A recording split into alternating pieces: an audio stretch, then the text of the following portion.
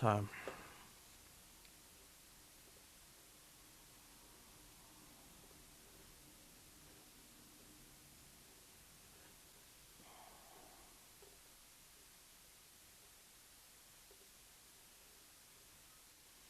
Are we on? You guys got just kind of froze there for a minute. All right, it says we're streaming live now. Okay, let me tell those people here. We are live now.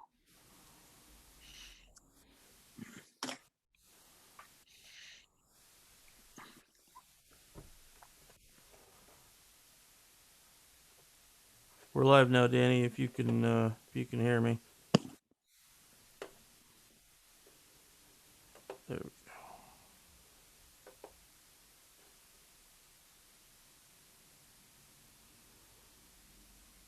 Hi, everybody watching. We're getting stuff together here. Give us a second. Sure. So,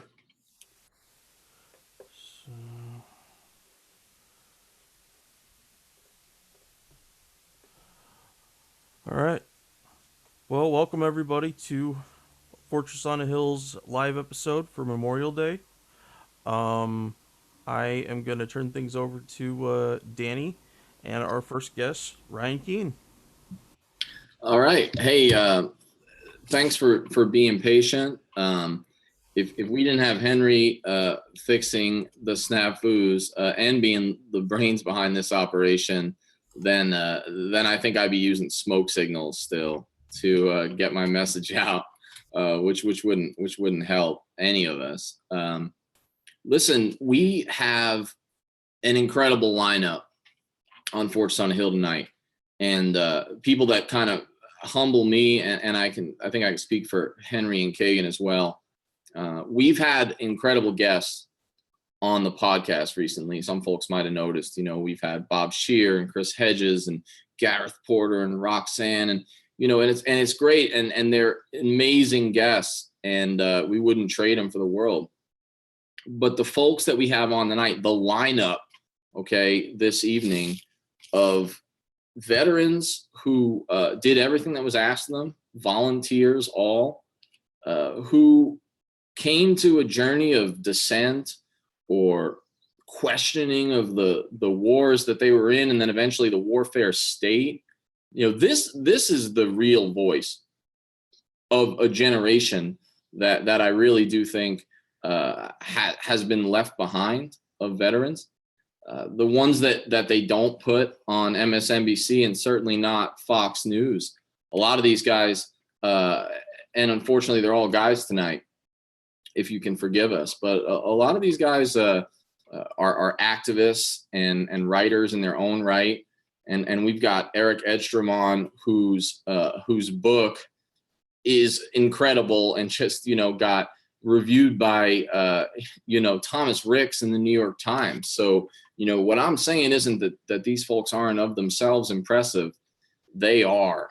And a lot of them are at the forefront of what they do, whatever their business is, whatever their medium is. We've got people on here who play music and do poetry, and we've got leaders of anti-war organizations and activists and writers. But the thing I think that we all have in common is that we prove that the veteran community is not a monolith, as I always say, and that even we're not the same. We don't, even though all of us are vaguely anti-war veterans, that doesn't mean that we got to the place we're at through the same journey, nor does it even mean we all agree with the same stuff. And you've heard me and Henry and Keagan, for the most part, agree on the podcast, in our questions, in our conversations. But it struck me recently that I know, for me personally, and Matt Hoh is on the show, and Matt and I wrote a joint op-ed that was in Mother Jones this morning, challenging and questioning and really just taking apart the whole concept of a nostalgized Memorial Day. And in that conversation, and I owe Matt so much because that op-ed came out largely of just a phone call, with me and him, and Henry was in it in the beginning and the end as well. We were talking about how this year we're in a different place with Memorial Day. Like, our truth, each of us, me and Matt, about Memorial Day is different. And different from last year and definitely from 10 years ago, and certainly different from the year we put on the uniform, which was different for all the folks on this show today. And I got to thinking, and Henry and Keagan and I, we brainstormed this. We wanted to bring folks on to have a space, really no limits on whatever they want to talk about for 10 or 15 minutes each, on how they process Memorial Day, what it means, broader than that if they want, personal or metaphysics. We don't care.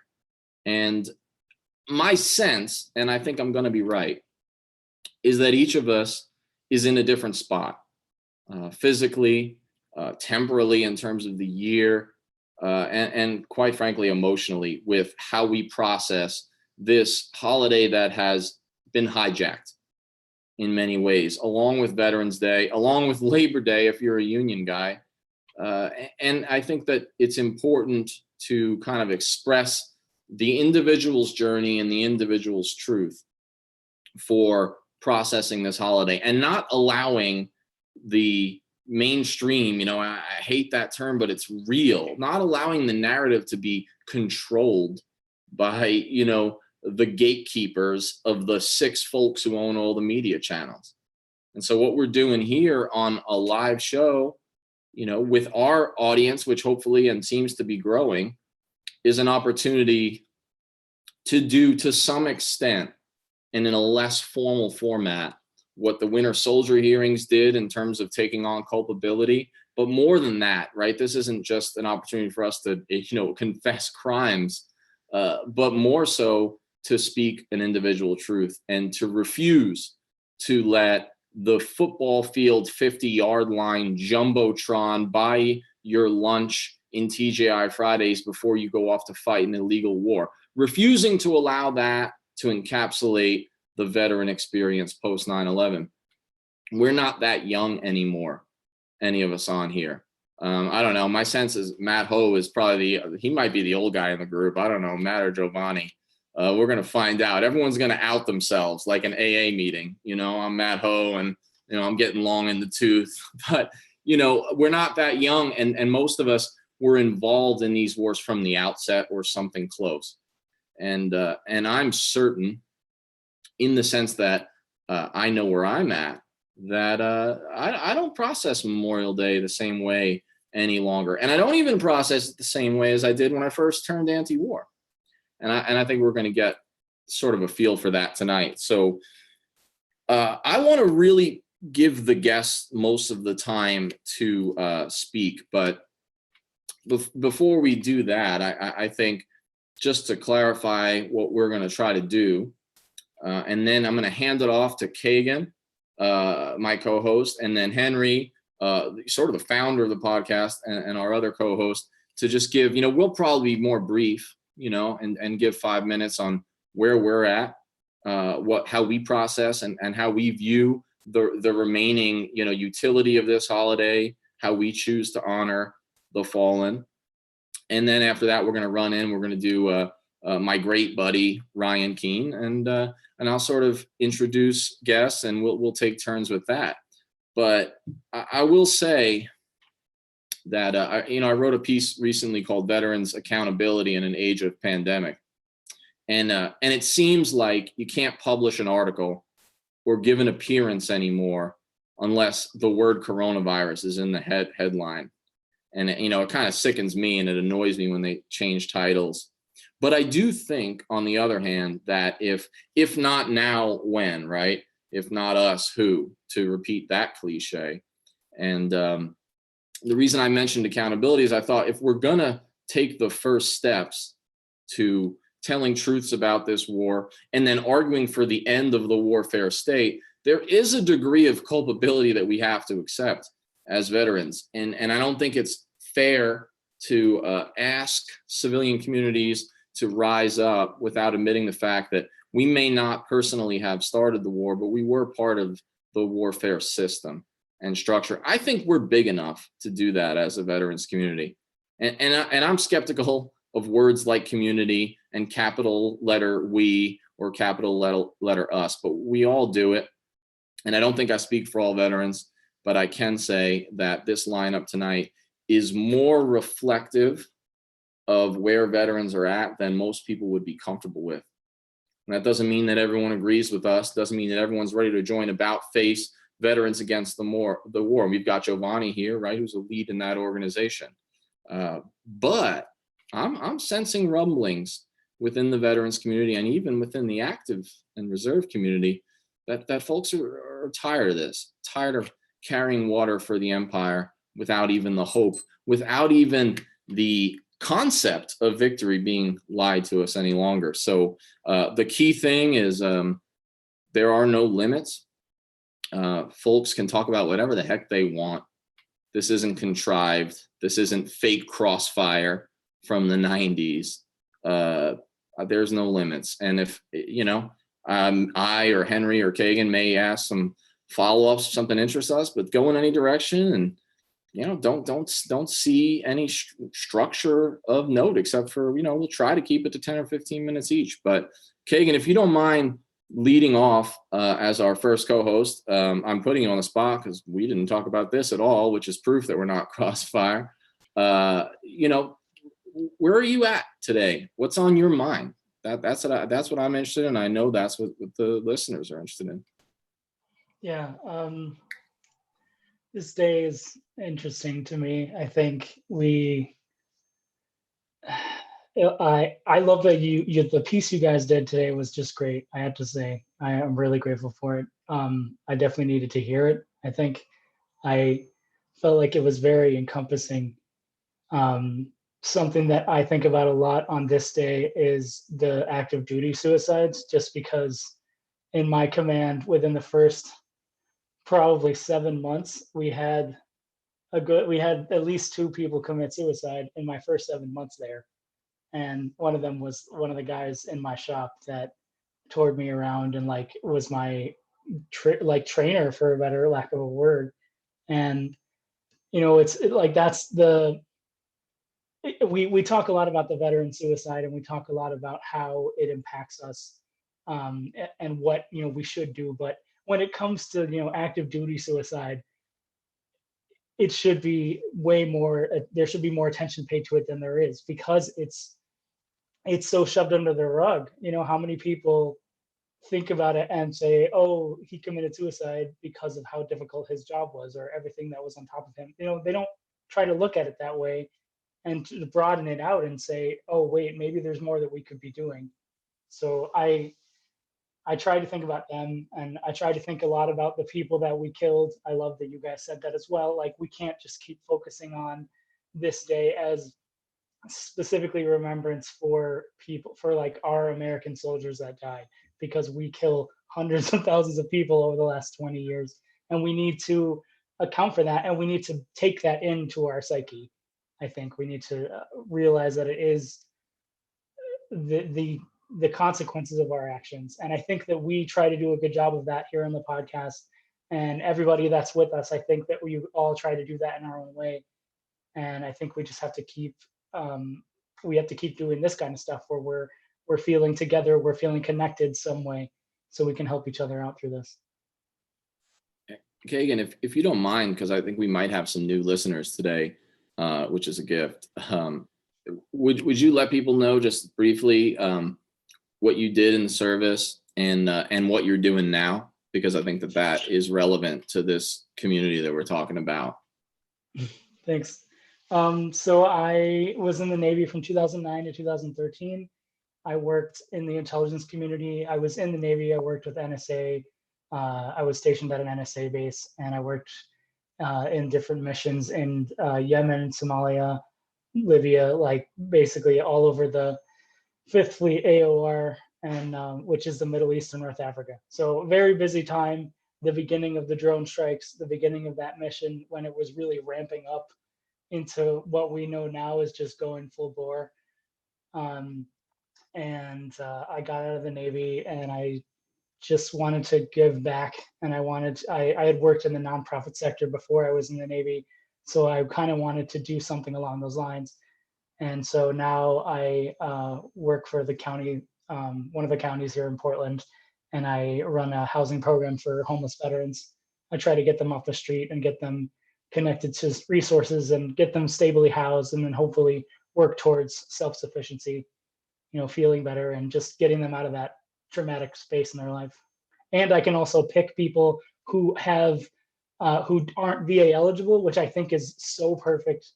That's one of the reasons that it attracted me to the job, was because I could do that, and where the people who have dishonorable discharges, they can get, or just any kind of discharge that isn't an honorable, can really limit your options as far as your ability to do stuff.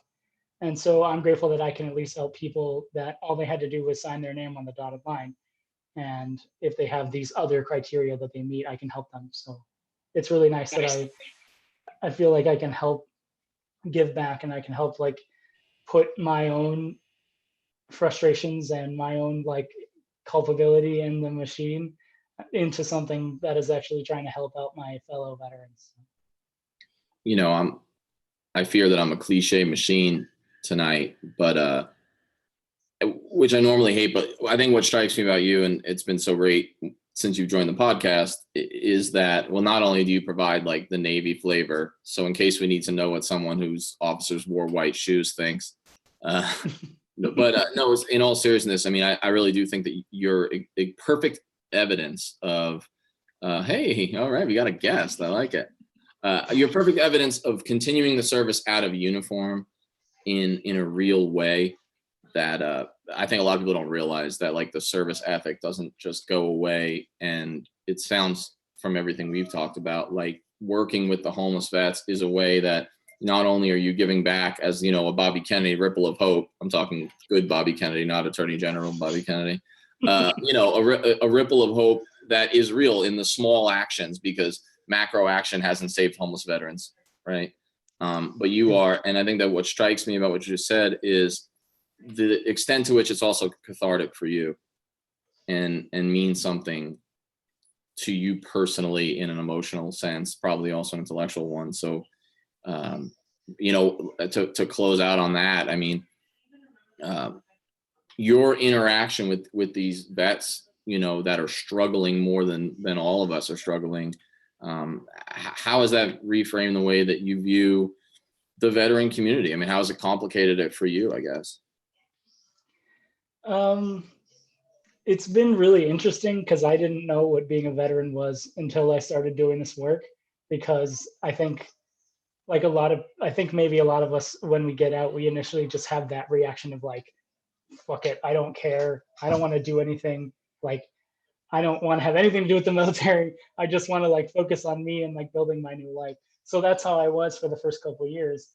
And then when I started working in this community, I really started to get to understand what being a veteran was, this camaraderie that we have across generations and branches, and how palpable it is. The fact that I can go in and talk to people who have completely different life experiences than me. Their lives have been traumatic and stressful, and maybe they've had some criminal activity or mental illness and undiagnosed, or substance abuse.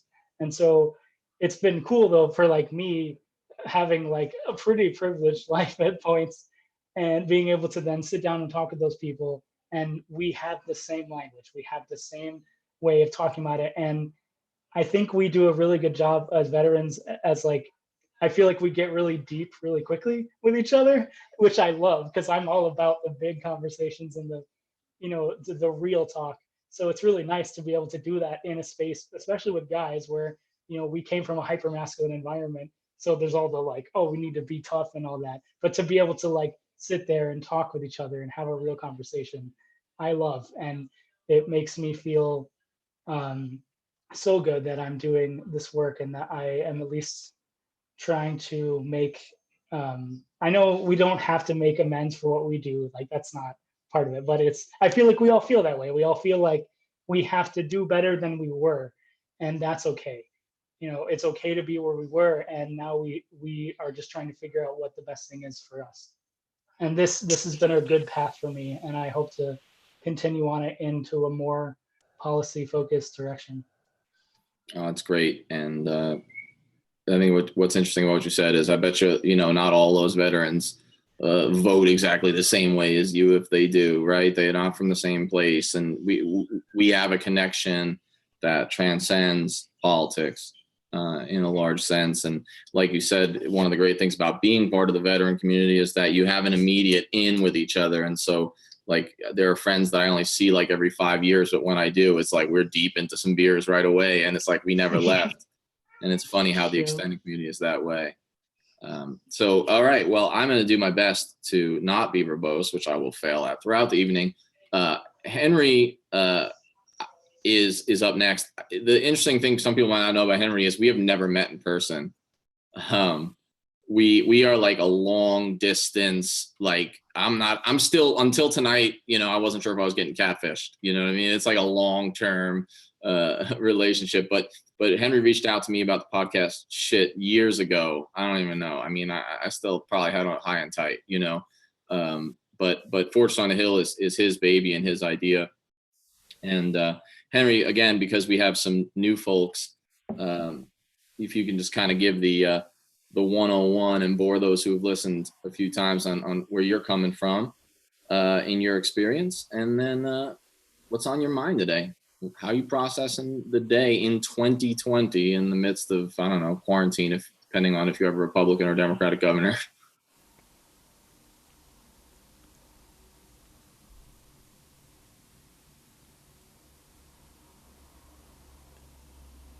Henry, I'm not catching your audio.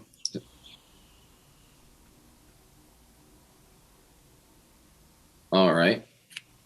Anybody else getting Henry? No. All right. Well, Keagan, if you could text Henry, then what I'll do is I will jump to Ryan, and we'll bring Henry on. He can be like the anchor bowler, in the league. I used to be on bowling teams because I think that's required in neighborhoods like mine. Ryan Keene has the most exquisite hair of the evening, for sure.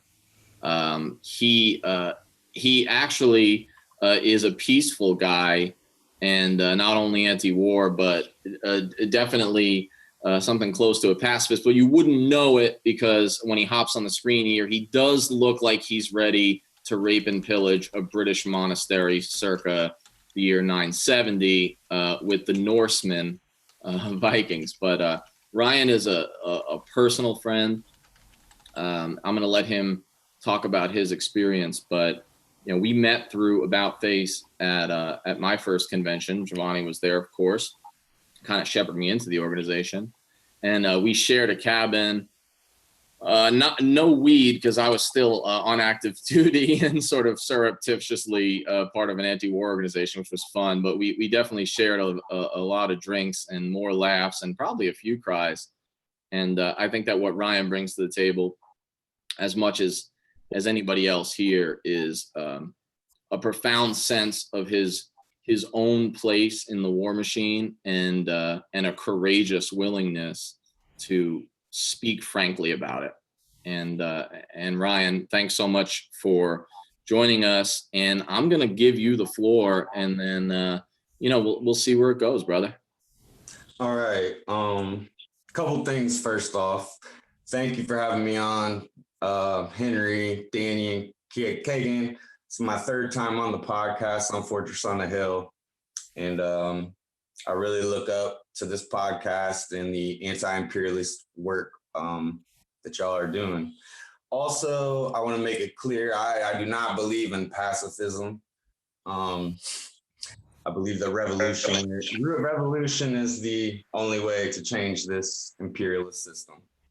Yeah, something close to a pacifist. I guess I should have said you're a pacifist for the bad wars. Yeah, sorry. That's okay. Okay, so my name is Ryan Keene. I was in the Ohio Army National Guard from 2002 to 2008. I joined at the age of 17 as a 19 kilo M1 Abrams tanker. And then I eventually reclassed as an 11 Charlie infantry mortarman. However, my unit of tankers and infantry mortarmen, we were armored cavalry, Ohio Army National Guard unit. We were deployed in 2005, from January 2005 to December 2005 at Camp Cropper, which at the time was a gray site. It was the HVD facility in Iraq, the only one. HVD stands for High Value Detainee.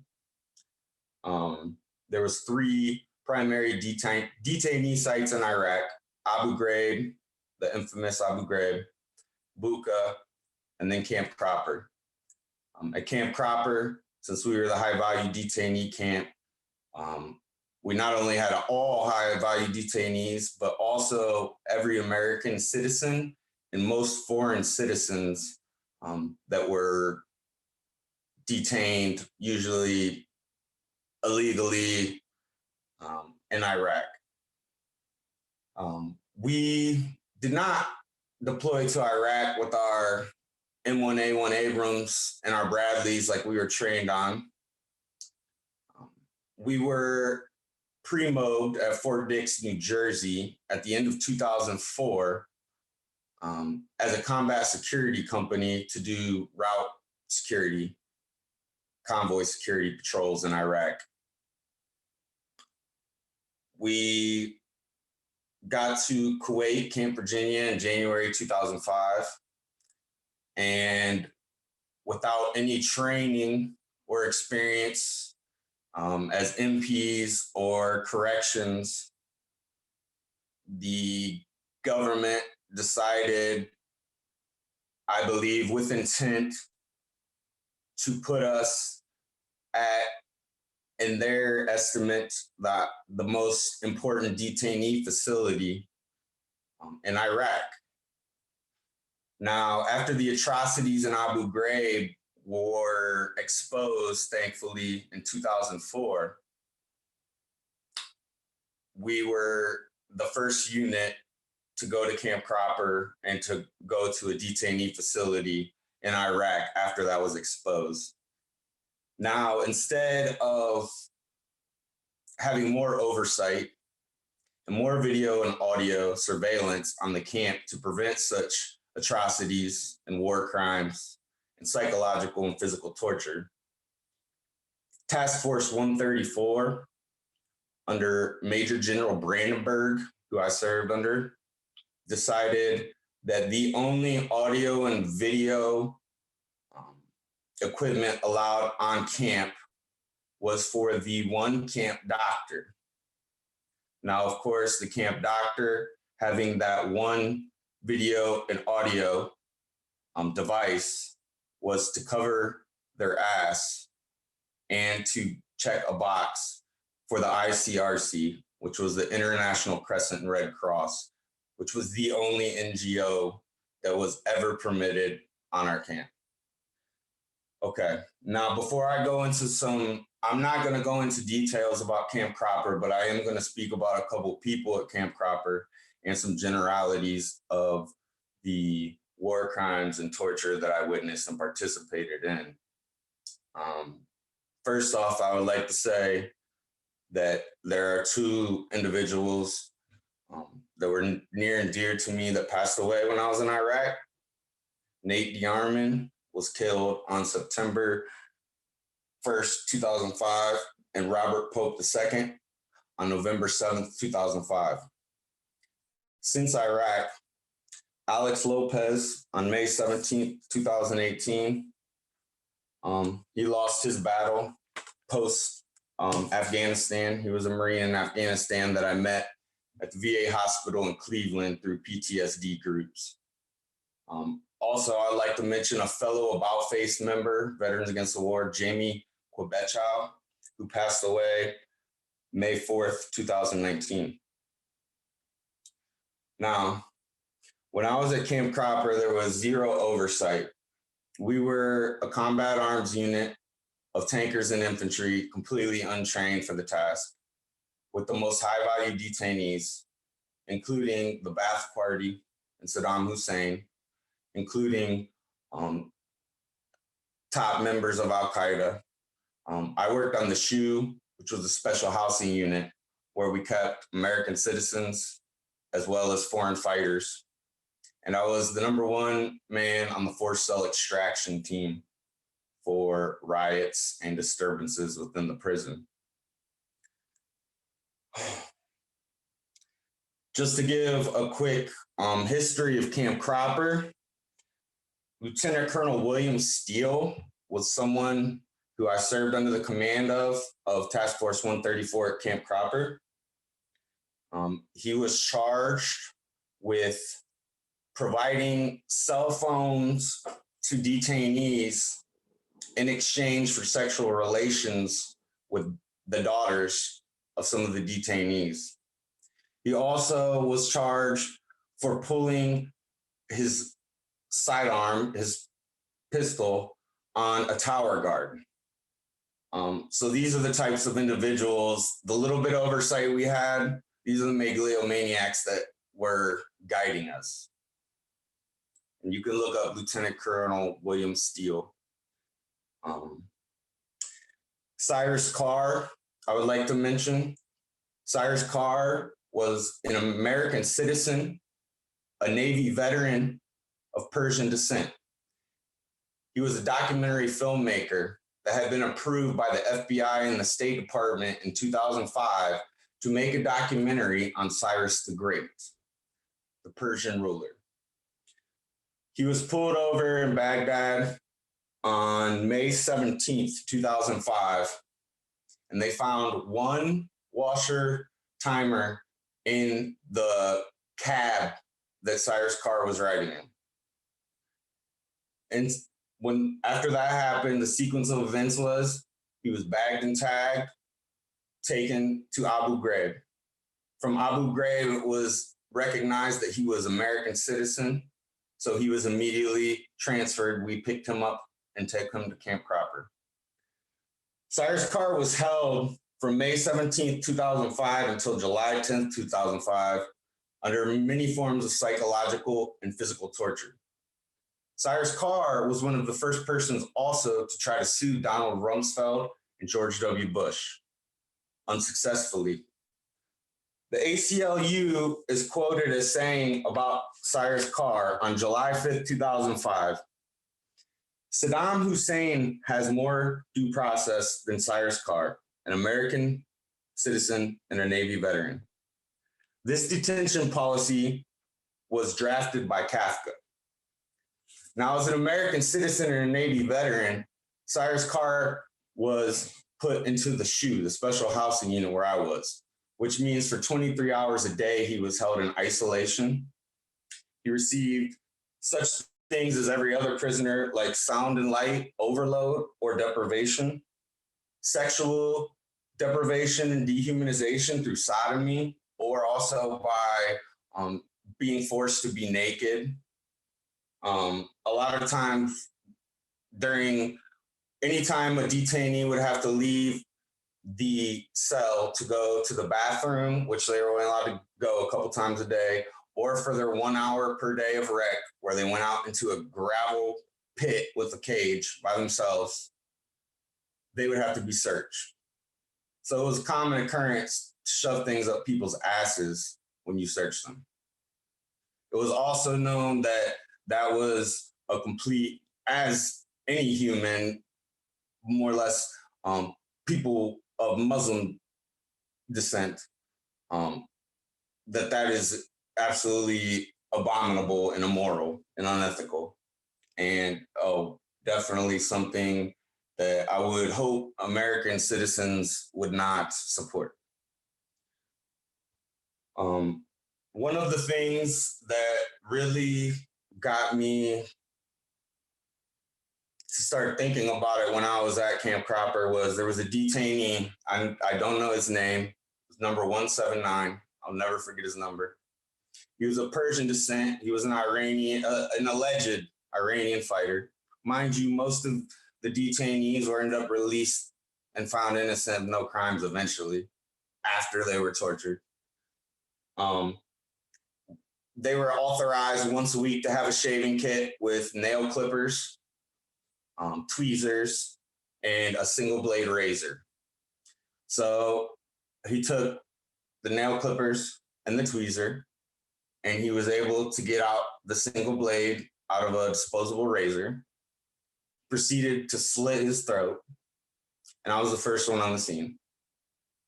To realize that I had the ability to psychologically torture someone to the point where they want to die, and that by me saving them is going to inflict even more torture onto them and make it even worse, was something, I mean, you know, I dream about it all the time. I see his eyes. And another instance, there was one of the first MIA soldiers in Iraq. His name was Matt Maupin. We were an Ohio Army National Guard unit. Matt Maupin, who was later found to be KIA, was from Ohio.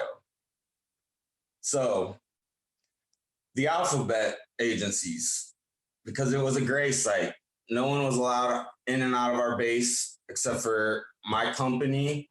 And then you had CIA, FBI, you had the ISG, which was the Iraq Survey Group. You had MI6, and these type of intelligence agencies. So they told us there was a father and son that came in. The father supposedly was a tribal leader and a warlord that helped or knew where Matt Maupin's whereabouts were and the kidnappers who took him. The son, we didn't know the age. If I had to guess, maybe 14 to 16 years old. Now I'm a father of 3. And what they had us do was play psychological torture games with the father and the son. Tell one that we were going to kill the other one, make the other one walk by, have the son or the father walk by in front of their cell. They only had a little wicket. They didn't even have a window to look through, no sunlight, and let them know that what was going on. Now, this is something that I can never forgive myself for, being a father. I do not know if this person ever was anything to do with Matt Maupin, but that's what they used against us. So I'm going to go ahead and close now. I've been in and out of mental health since 2006. Now I've been through prolonged exposure therapy. I've been through CPT therapy. I currently do not take medication. I use medical marijuana and some holistic therapies like yoga, meditation, writing, etc. And also being a member of About Face Veterans Against the War, as well as a member of United Panther Movement, has given me a sense of purpose and belonging. And I'm going to go ahead and end with this poem, and I'm going to pass it because I know I've probably been talking too long. My own prison. Flying into a foreign land, I've heard there's a lot of sand. The cradle of civilization is looking for liberating. We're supposed to rebuild our nation, but was that lost in translation? Can you truly be satisfied while occupied? Young, dumb, and full of pride. Just turned 20 and swallowed too much fluoride. Spoon-fed propaganda from the start of school. Force-fed lies just like a fool. Indoctrination is so cool. Eyes still covered with plenty of wool. Cover your ass, but not your conscience. No accountability, creating justified lies. Deniable culpability, how our government hides. Domination through dehumanization is intoxicating. Absolute control through intimidation is exhilarating. Depersonalization, degradation, and demoralization with no hesitation. These are just some of the things I can provide with the circumstances I was supplied. Temptation is too great. I think it's too late. No turning back. I've sealed my fate. Moral mutation. I think it's too late. Evil transformation. I've sealed my fate. I think it's too late. I think it's too late. Suddenly the wool was removed from my eyes. Now propaganda I truly despise. Deceived and tricked, I've met my demise. Condemnation is my realization. Medication, irritation, rumination, and isolation followed by self-mutilation is just a start. What happened to me? I thought I had a good heart. Welcome to my own prison, where shame and anger occupy. I've turned into Dr. Jekyll and Mr. Hyde. Welcome to my own prison. Enjoy the ride. It's a one-way trip. Jim Jones wants to know if you want to sip. Welcome to my prison. Avoid or be destroyed. Welcome to my own prison. Paranoia fills my void. Welcome to my own prison. Be careful, don't feed the animals. Welcome to my own prison. I think it's too late. I think it's too late. I have sealed my fate. Now I'm filled with soul-eating hate. Welcome to my own prison. And thank you guys for allowing me to speak. Hey, thank you, Ryan. I love hearing your poetry, man. And the first time that you performed it, especially at the last convention, man, it's just a great medium, and I appreciate always your candor and what you have to share. So yeah, man, we couldn't do this without you, and I'm glad that more people get to hear your experience, because it is vital and it is not, solely unique, right? All those folks who are with you, and you're a strong brother, and I appreciate that. We all do. All power to the people. Always. So, like I said, we're gonna hold Henry to help bring down the house with yours truly. I'm gonna let Keagan kind of introduce Giovanni, who's up next, and he's just one of the sort of key voices in the anti-war movement right now. So I'm gonna turn it over to Keagan. Thanks. Thanks so much, Ryan. Giovanni, thank you so much for being willing to come on and be with us tonight. Anybody who's gotten any email from About Face probably knows who he is. Giovanni is one of the big leaders of the group, and we're really grateful to have him on, and just to talk about what Memorial Day means to him, and how we're all gonna get through this together. So thanks so much, Giovanni. Hey, Keagan, thank you for introducing me, and thank you guys for inviting me, Henry and Danny. And I always enjoy I listen to your show and recommend it to other people as well. And every time I listen to Danny, it's like being in a class. It's a class session. I'm waiting for that book actually that you said you're gonna come up with, the understanding the history, the little series about history, and you said he's gonna make it into a book. I'm waiting for that to come out. She's coming. She's in the fun editing process. Yeah. Right on, Harry and Ryan. Thank you for that poem, and Matt. So right off the back, I want to go ahead and since it's Memorial Day, most people take Memorial Day here as a day to go to the beach. I mean, here in Texas, the beach in Aranza, the coast, it was just full of people. We have a Republican governor that he's been looking for to open the state from the get-go. He didn't want to close the state. The mayors had to pretty much take the initiative, did it on their own. And when he was forced, then he put measures on the state. But now he's pushing to open the state. So this weekend there's a lot of people in the beach.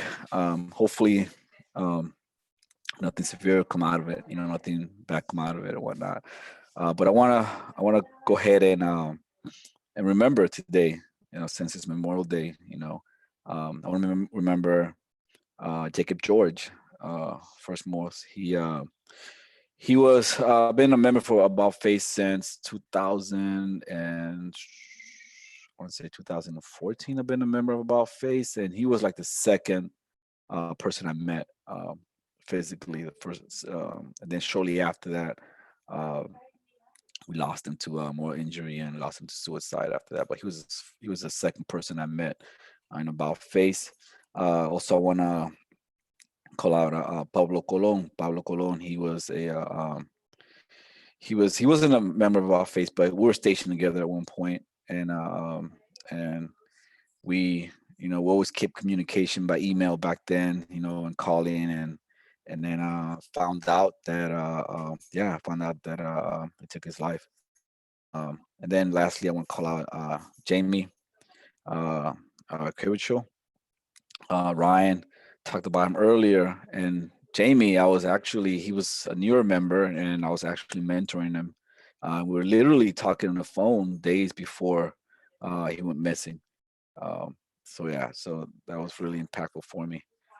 So what does Memorial?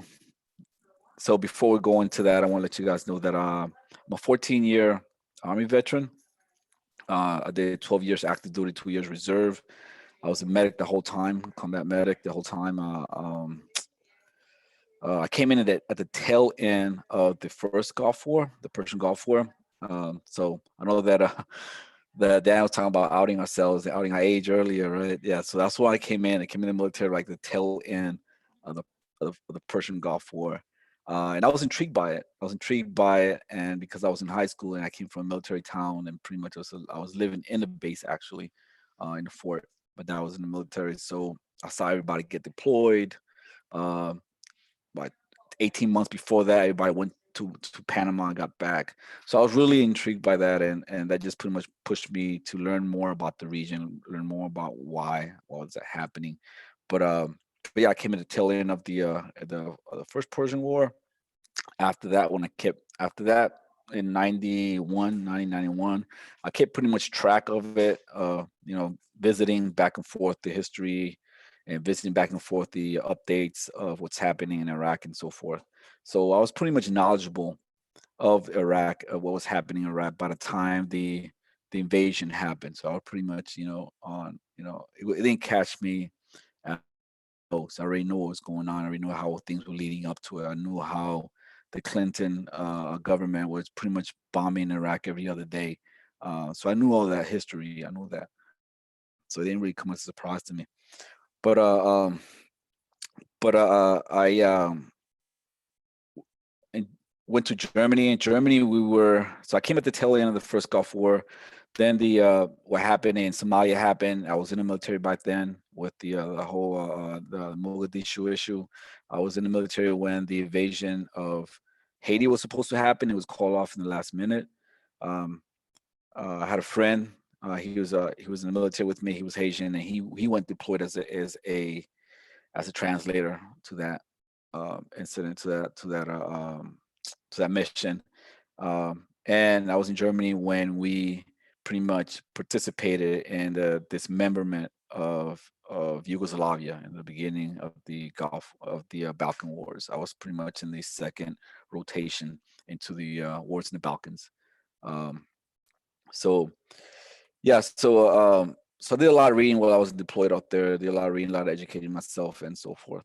By the time the the invasion in 2002, when the whole run up to the Iraq War was happening, everyone was getting all the whole sensation. Everybody was so hyped about going into Iraq, and I remember people in my unit saying, I can't wait to put into practice what I trained, and we're gonna do this, we're gonna do that, using a lot of slurs, a lot of racial. That time, racism was actually encouraged within the command. Before how you have how how they tell you that racism is not tolerable in the every commander tells you that, and you have what are those equal opportunity and so forth. But that at that moment, racism would just throw, just people just throwing racist slurs just back and forth, just throwing it out there. Um, so yeah, so I was so pretty much bearing on me because I already knew how everything was leading up to it.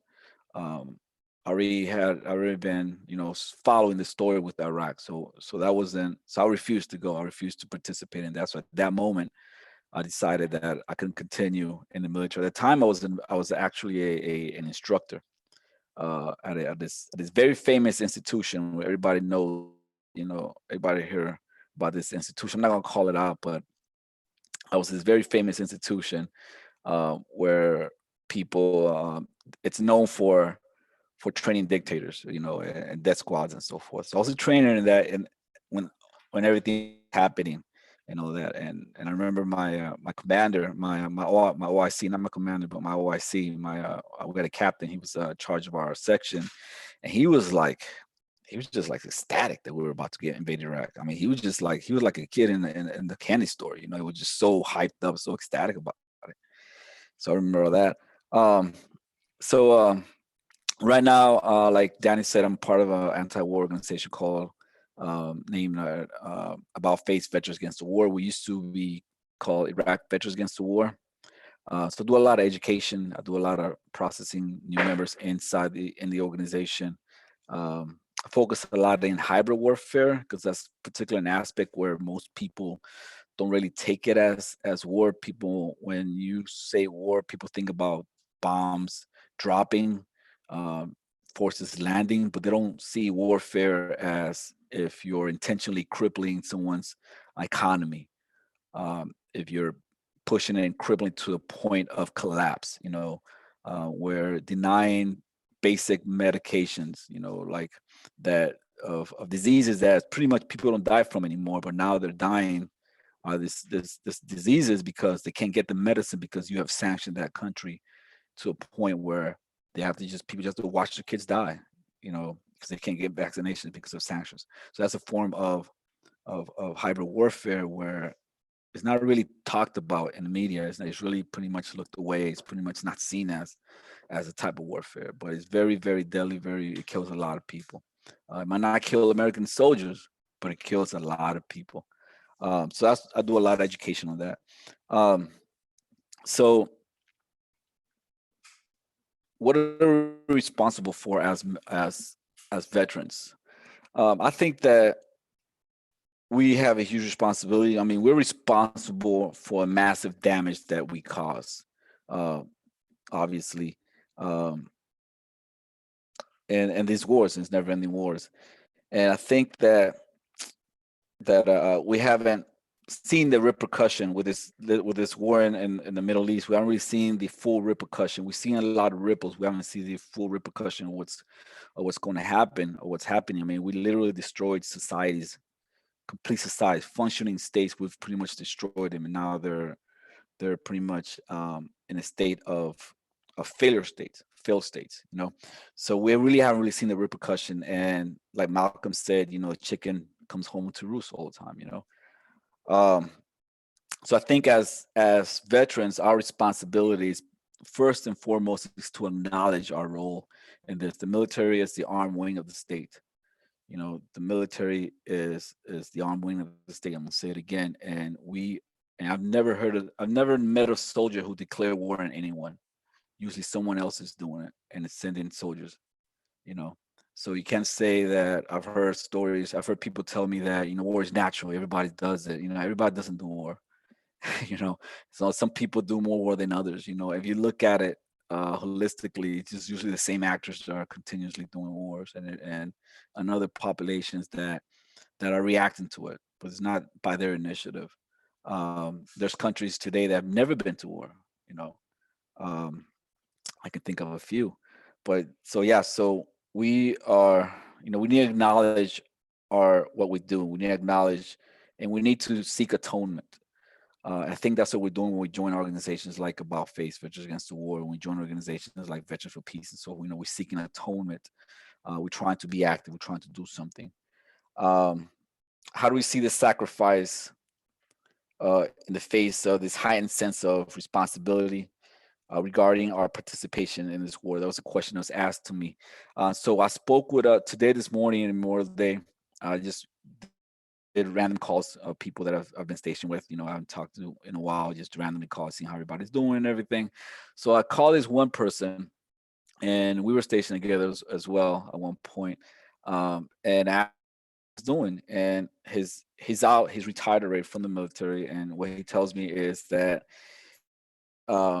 he's still doing his thing in putting balance on things, putting balance in the world. What he was the same thing that he was doing while we were in the military. That was his word. Just what we were doing in the military. I'm still doing the same thing. I'm still putting balance.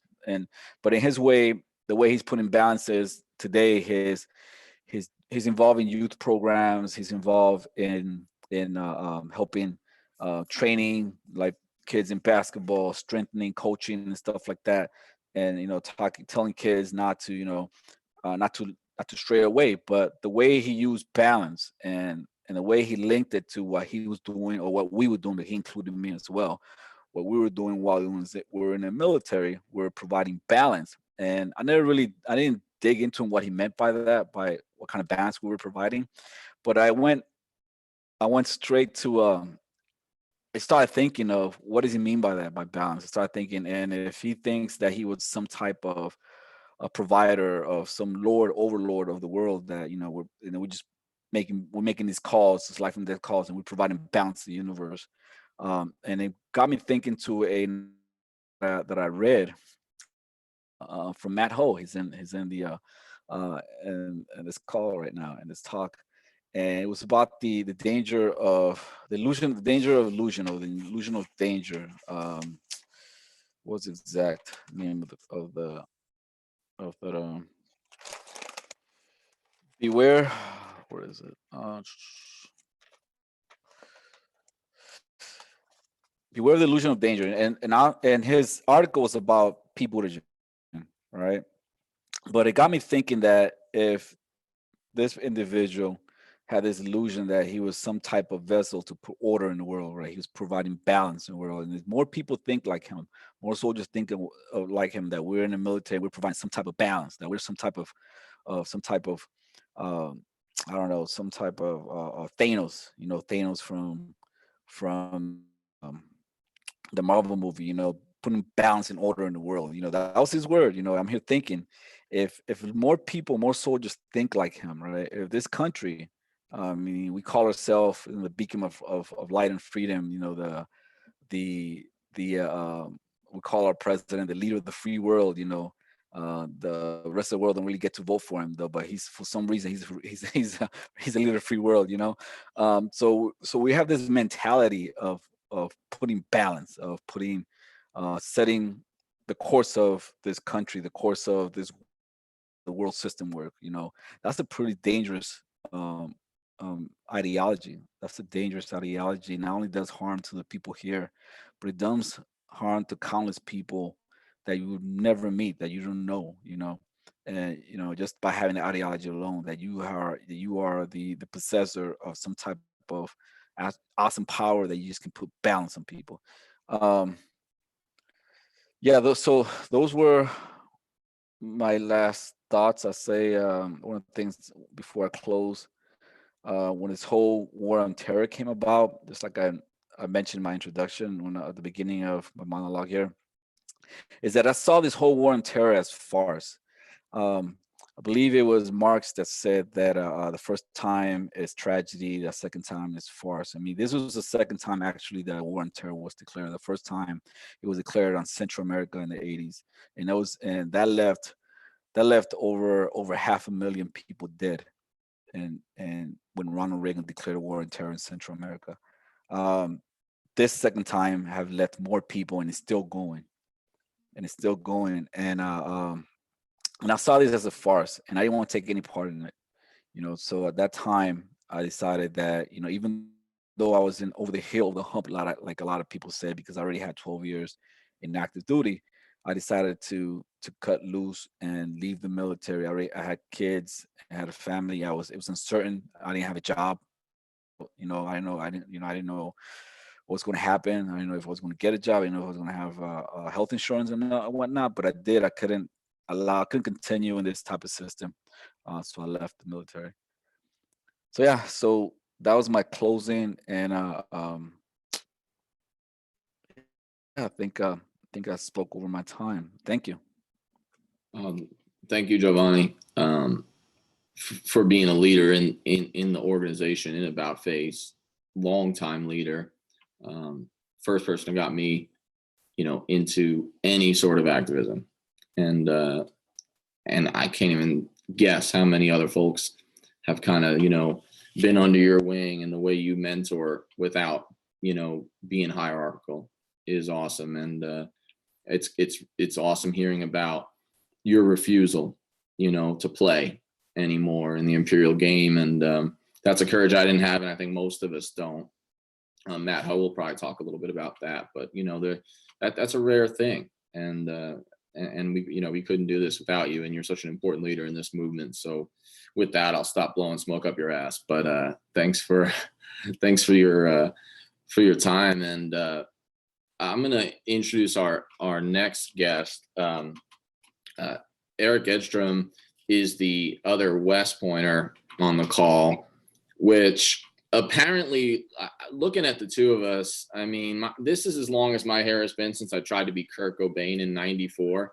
But looking at Erik and I mean, we're really like living that West Point clean cut stereotype more than the rest, Erik. We really need to work on that as a group. I'm going to basically let him introduce himself because he's new to the podcast, but not really new to writing or the movement. And keep an eye on him and his name. Erik and I have like a weird kind of random coincidences. He grew up in the same Massachusetts town, Stoughton, that my ex-wife is from, and I've spent like a ton of time there. We probably like drank in the same watering holes and didn't even realize it. And then we also found out recently on a call that we were in the same district of Kandahar province, Zari district in Afghanistan, which was lovely. I actually was almost going to get a timeshare there. I hope you did close the deal, Erik, because it's really a lovely place to be. We're going to go back soon. Yeah. Yeah, I can't wait. I mean, and it is beautiful. That's the sad part, right? In a way, it is beautiful. It's just kind of a tough time to be there. But he's going to talk about who he is and where he's coming from. But his book, Un-American: A Soldier's Reckoning with Our Longest War, is creating waves already. It just came out. I'll go so far as to say I think he's the best writer, talent-wise, in this movement, right? Of all the folks on here and that I know, and I say that honestly. So check this book out. And well, you wrote an article kind of about Memorial Day that I got to see. So yeah, tell us what's on your mind. Well, first of all, thanks everybody. It's really good to be part of the podcast and be with all of you and introduce myself to you guys and also introduce myself to whoever's out there viewing. Yeah, I've actually had the opportunity to write 2 Memorial Day articles. So there's the one that was there in the Nation, and I published another one, which was sort of a direct tribute to my friend Tyler Parton, which was published today by NBC. So NBC Opinion published that. And I may actually use a bit of time to read that article because I think that really encapsulates, without being too heavy-handed on Memorial Day specifically, a lot of the things I think. There's time for opinion, and there's time to really go hardcore rah on certain opinion pieces and push politics or ideology.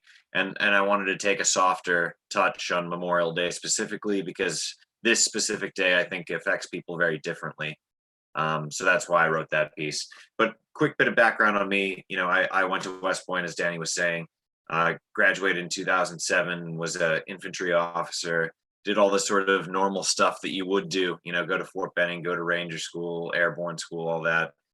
And then found myself out at 4th ID with 112 Infantry, 4th Brigade, and deployed to Afghanistan in 2009, 2010. And was out there, as Danny was mentioning, in Zari, Panjwai, Arghandab, and Maiwand districts, just pre-surge. And that's right, I published a book just this past week on the 19th of May. In a way, it's a big catharsis for me that this is something I've kept inside of me for a very long time. And rather than some folks that drip thoughts out into the public over time with writing opinion pieces, this has sort of been marinating inside of me for years, and it sort of is all at once. So it started out as basically war journals, where I'm living in a mud shack with my sort of 28 guys, doing route clearance or clearing various trails, hoping to not step on an IED with your boots. And during that deployment, we had about 25% casualties out of my 28 guys. We didn't even make it through the first week or the RIP with the outgoing unit before one of my squad leaders' vehicles was blown up. and 4 of my guys were sent back home for treatment. One of them was actually sent back to me about 5-6 months later, and when he returned to the United States, he was involved in 2 separate murders of American citizens, a shooting at a Walmart, and then the second one was in Oregon, where they basically followed a guy home, broke into his house, choked him to death with a chain, and cut up the body, and then robbed a bank with his car, as if that was going to, you know, lead the feds, away from the crime scene when they actually eventually got caught. So he's doing life in prison actually out in Oregon. But there's a lot to capture in Memorial Day in these stories as well.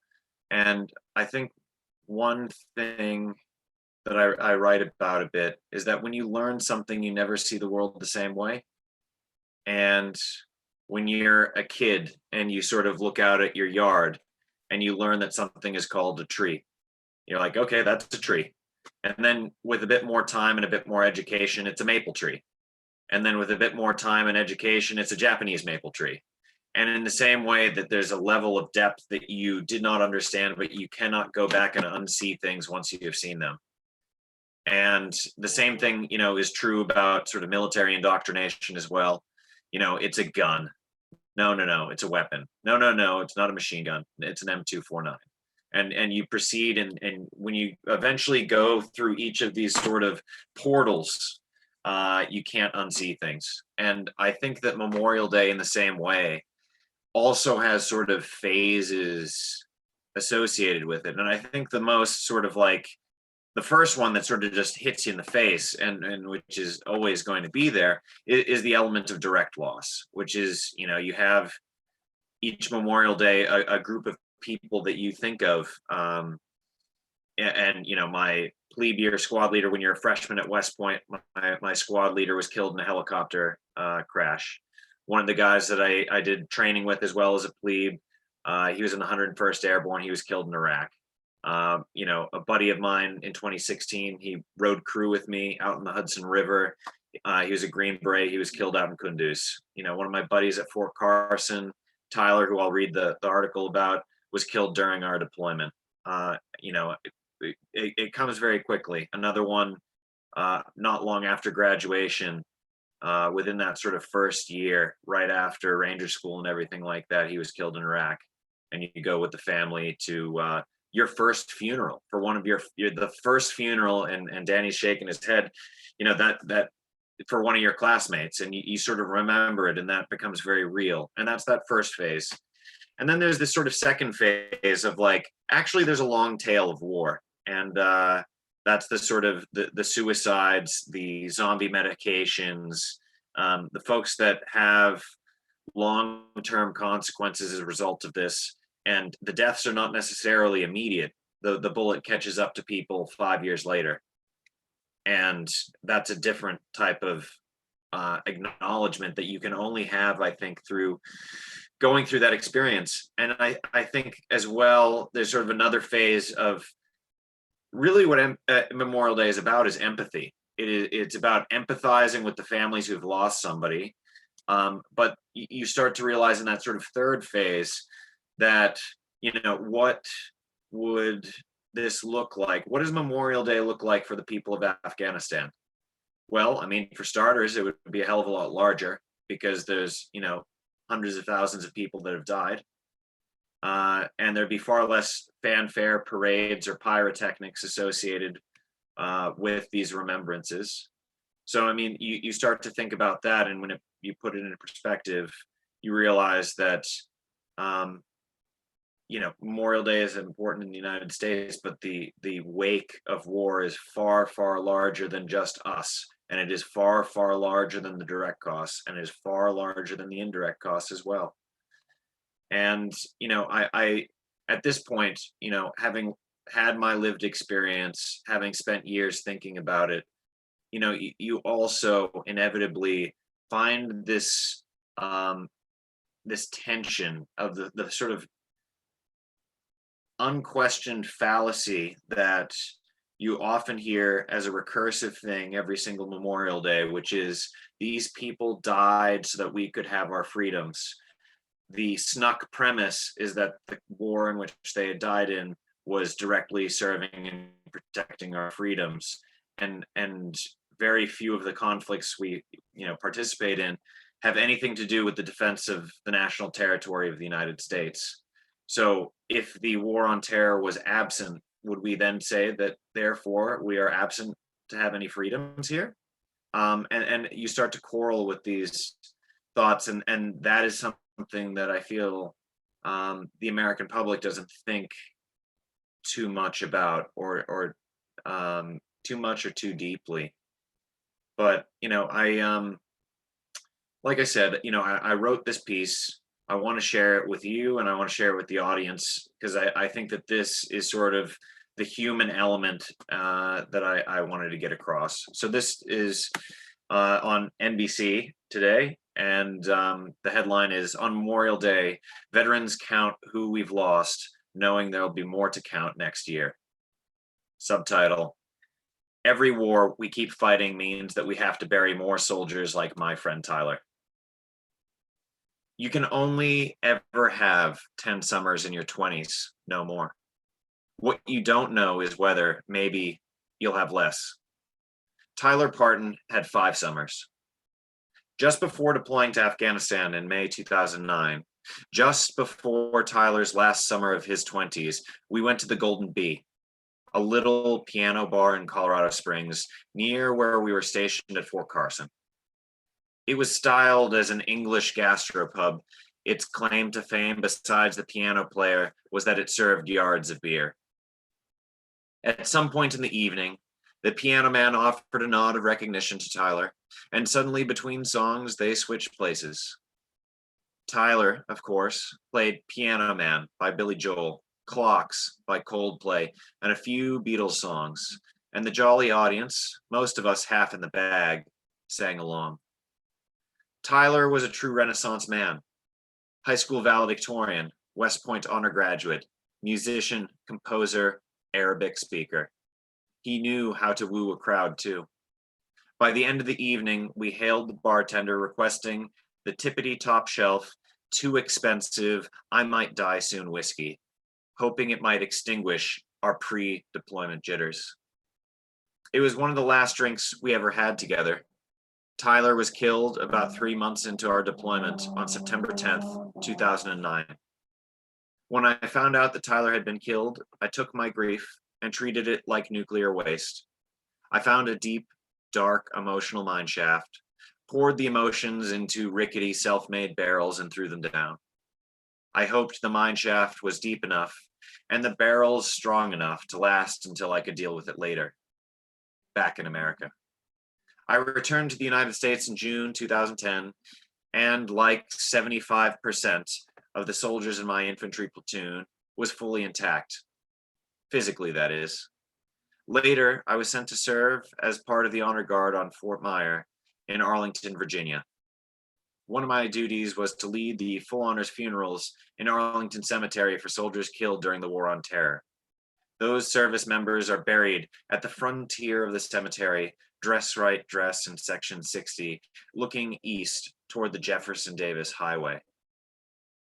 I learned a few simple lessons in that job. Tilt your dress blues hat low so you don't have to look the family closely in the eyes.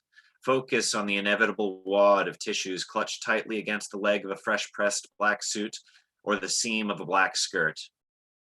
Look, if you must, at the flowers, which always seem to be lilies or gladioli. Do whatever is necessary to not absorb the grief around you.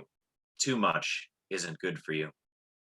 In 2011, Tyler's family decided to bring his cremated ashes to final rest in Section 60, providing me with an inauspicious honor. I would be one of a handful of people who could say that they deployed to war with, and then buried in Arlington, one of their closest friends. I prepared for the ceremony with obsessive care.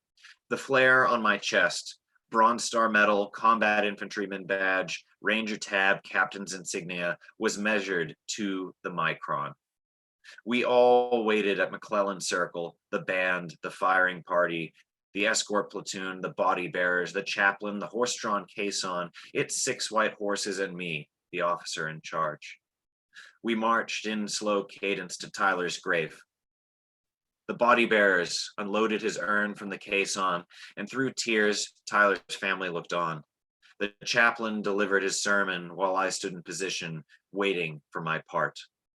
The chaplain stepped back, and I stepped forward to render the final honors. I saluted Tyler's remains while the firing party fired the 21-gun salute, and the bugle played a sorrowful taps. The flag, folded into a tight triangle, was passed down to me. This time, I would not be able to look down or turn away to prevent feeling too much grief. I presented the folded flag to Tyler's crying mother, looking her directly in the eyes while offering my condolences. We were taught to say, quote, "Ma'am, this flag is presented to you on behalf of a grateful nation for the honorable and faithful service rendered by your loved one." But this time, that was not enough. I added, quote, "Tyler was one of my best friends in Colorado Springs. It was an honor to have known him. He truly was the best of us. I'm so sorry for your loss." As Tyler's family held each other, moving slowly to the black cars, I finally let the enormity of the Tyler-sized hole in the universe sink in. It hadn't gotten any smaller in the 2 years since it had been created. But there, next to Tyler's grave, were other freshly dug graves that did not yet contain their occupants, and beyond that undisturbed earth, with more space for more graves. With more time and more war, it too will fill with headstones that will look at a distance just like Tyler's. Around 1.4 million service members have lost their lives in wars throughout American history, and Memorial Day is intended to honor them. Some Americans pause and do just that, but I and the soldiers I served with count the people we don't want to forget on this day, even though some aspects of what we have lost can be counted and others cannot. And maybe next Memorial Day, as we keep fighting these wars unchecked, the number that we have to honor and have to not forget will be larger still. So this Memorial Day, like every Memorial Day, I will raise a glass of tippity top shelf, too expensive, we all die someday whiskey to Tyler Parton, wishing he didn't belong to the past tense.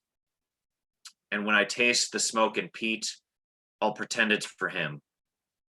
But really, it's for me. So, here it is.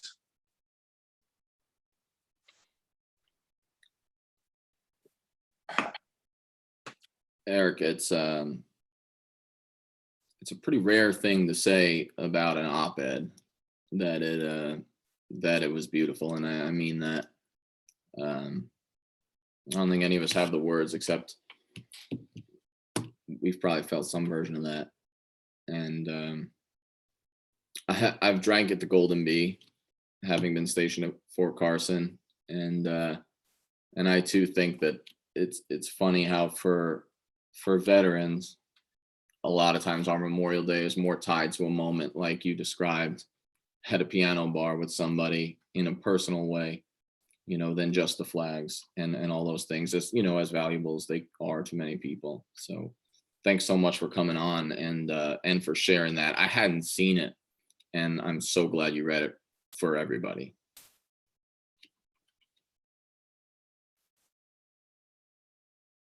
I am going to introduce Matt Hoh next, and I don't envy his position following that. Really, damn, fucking powerful piece.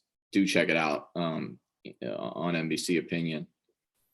I will say this about Matt, who I will also let sort of introduce himself, but I think for a lot of us on this call, and my sense is for a lot of us like out there, right, just like the veteran community and just the activist community, Matt's kind of been an inspiration, and he's going to reject that naturally.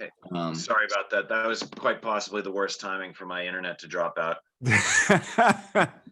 No worries. You are lucky, because that means you got to miss out on me like lauding you for your beautiful writing. I wanted to hear that. Danny. Yeah, no. I'll call you after, and we could have like a love fest together. That's what everyone thinks we do with our rings, is like knock them and then like just. But no, that was incredible, like I had said, and like I said, you don't get to say that an op-ed is beautiful, because they're usually not.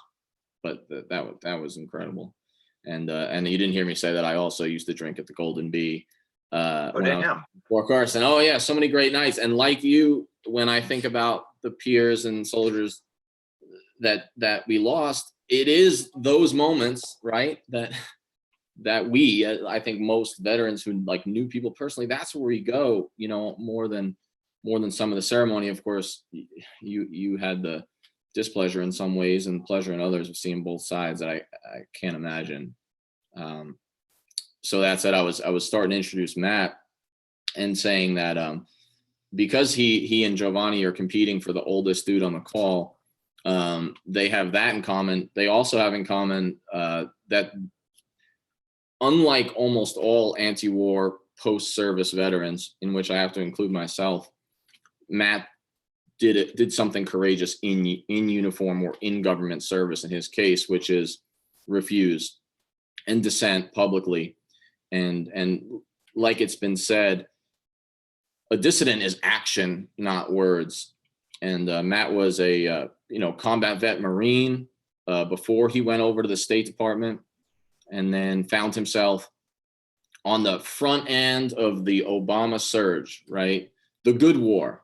And I'll let Matt expound on that, right? But that's what we were told. And I believed it, along with half of America, right at, when you were getting ready to go to Afghanistan with State, I was coming out of the surge in Iraq thinking, this guy is the future. And, and I bought it. And I think a lot of us did. But Matt, you stood up and said no. And in that sense, like Giovanni, you showed courage most of us don't have. And like I started with, I think because of that, not just in the veteran community, but especially, you've stood as an example and an inspiration that you, of course, will reject for a whole bunch of us, because you were anti-war like a few others when it wasn't cool.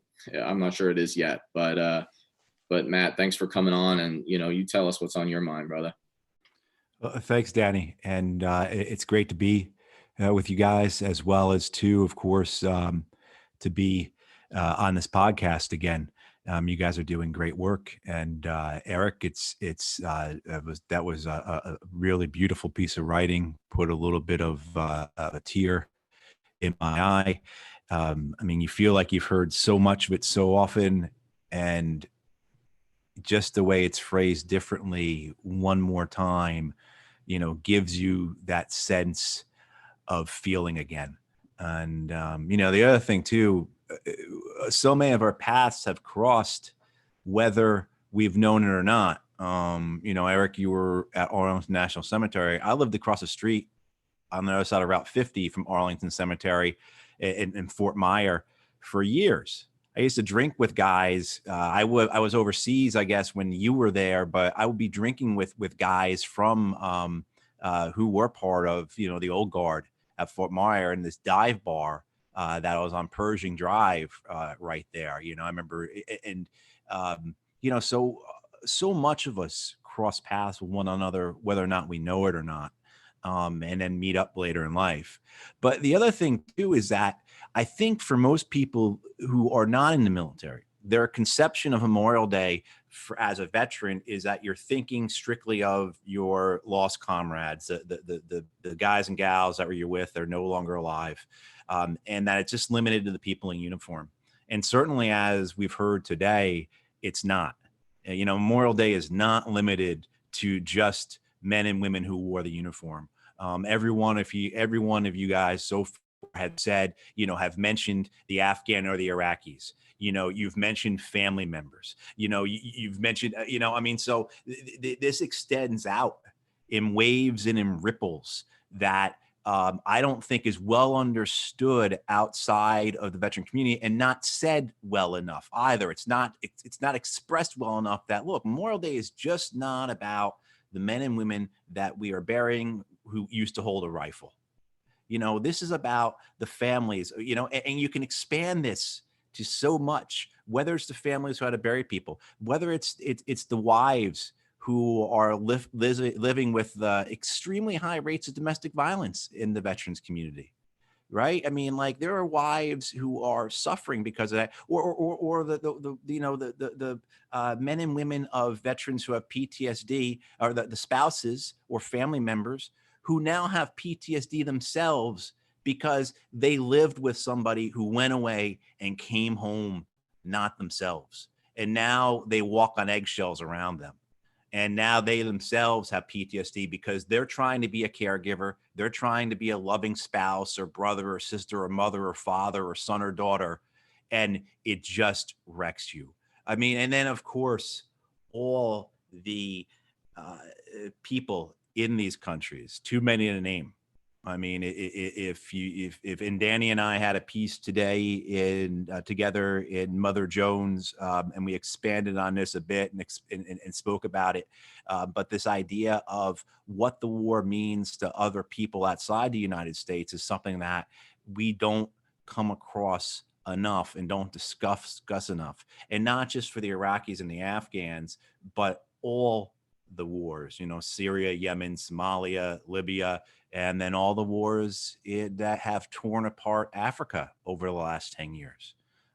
People who are living, whether because militia groups have, and insurgencies have banded with extreme Islamist groups, or because the United States is providing tens of millions of dollars and Green Berets to dictators and despotic regimes, or it's our drones flying overhead that are terrorizing a generation of people.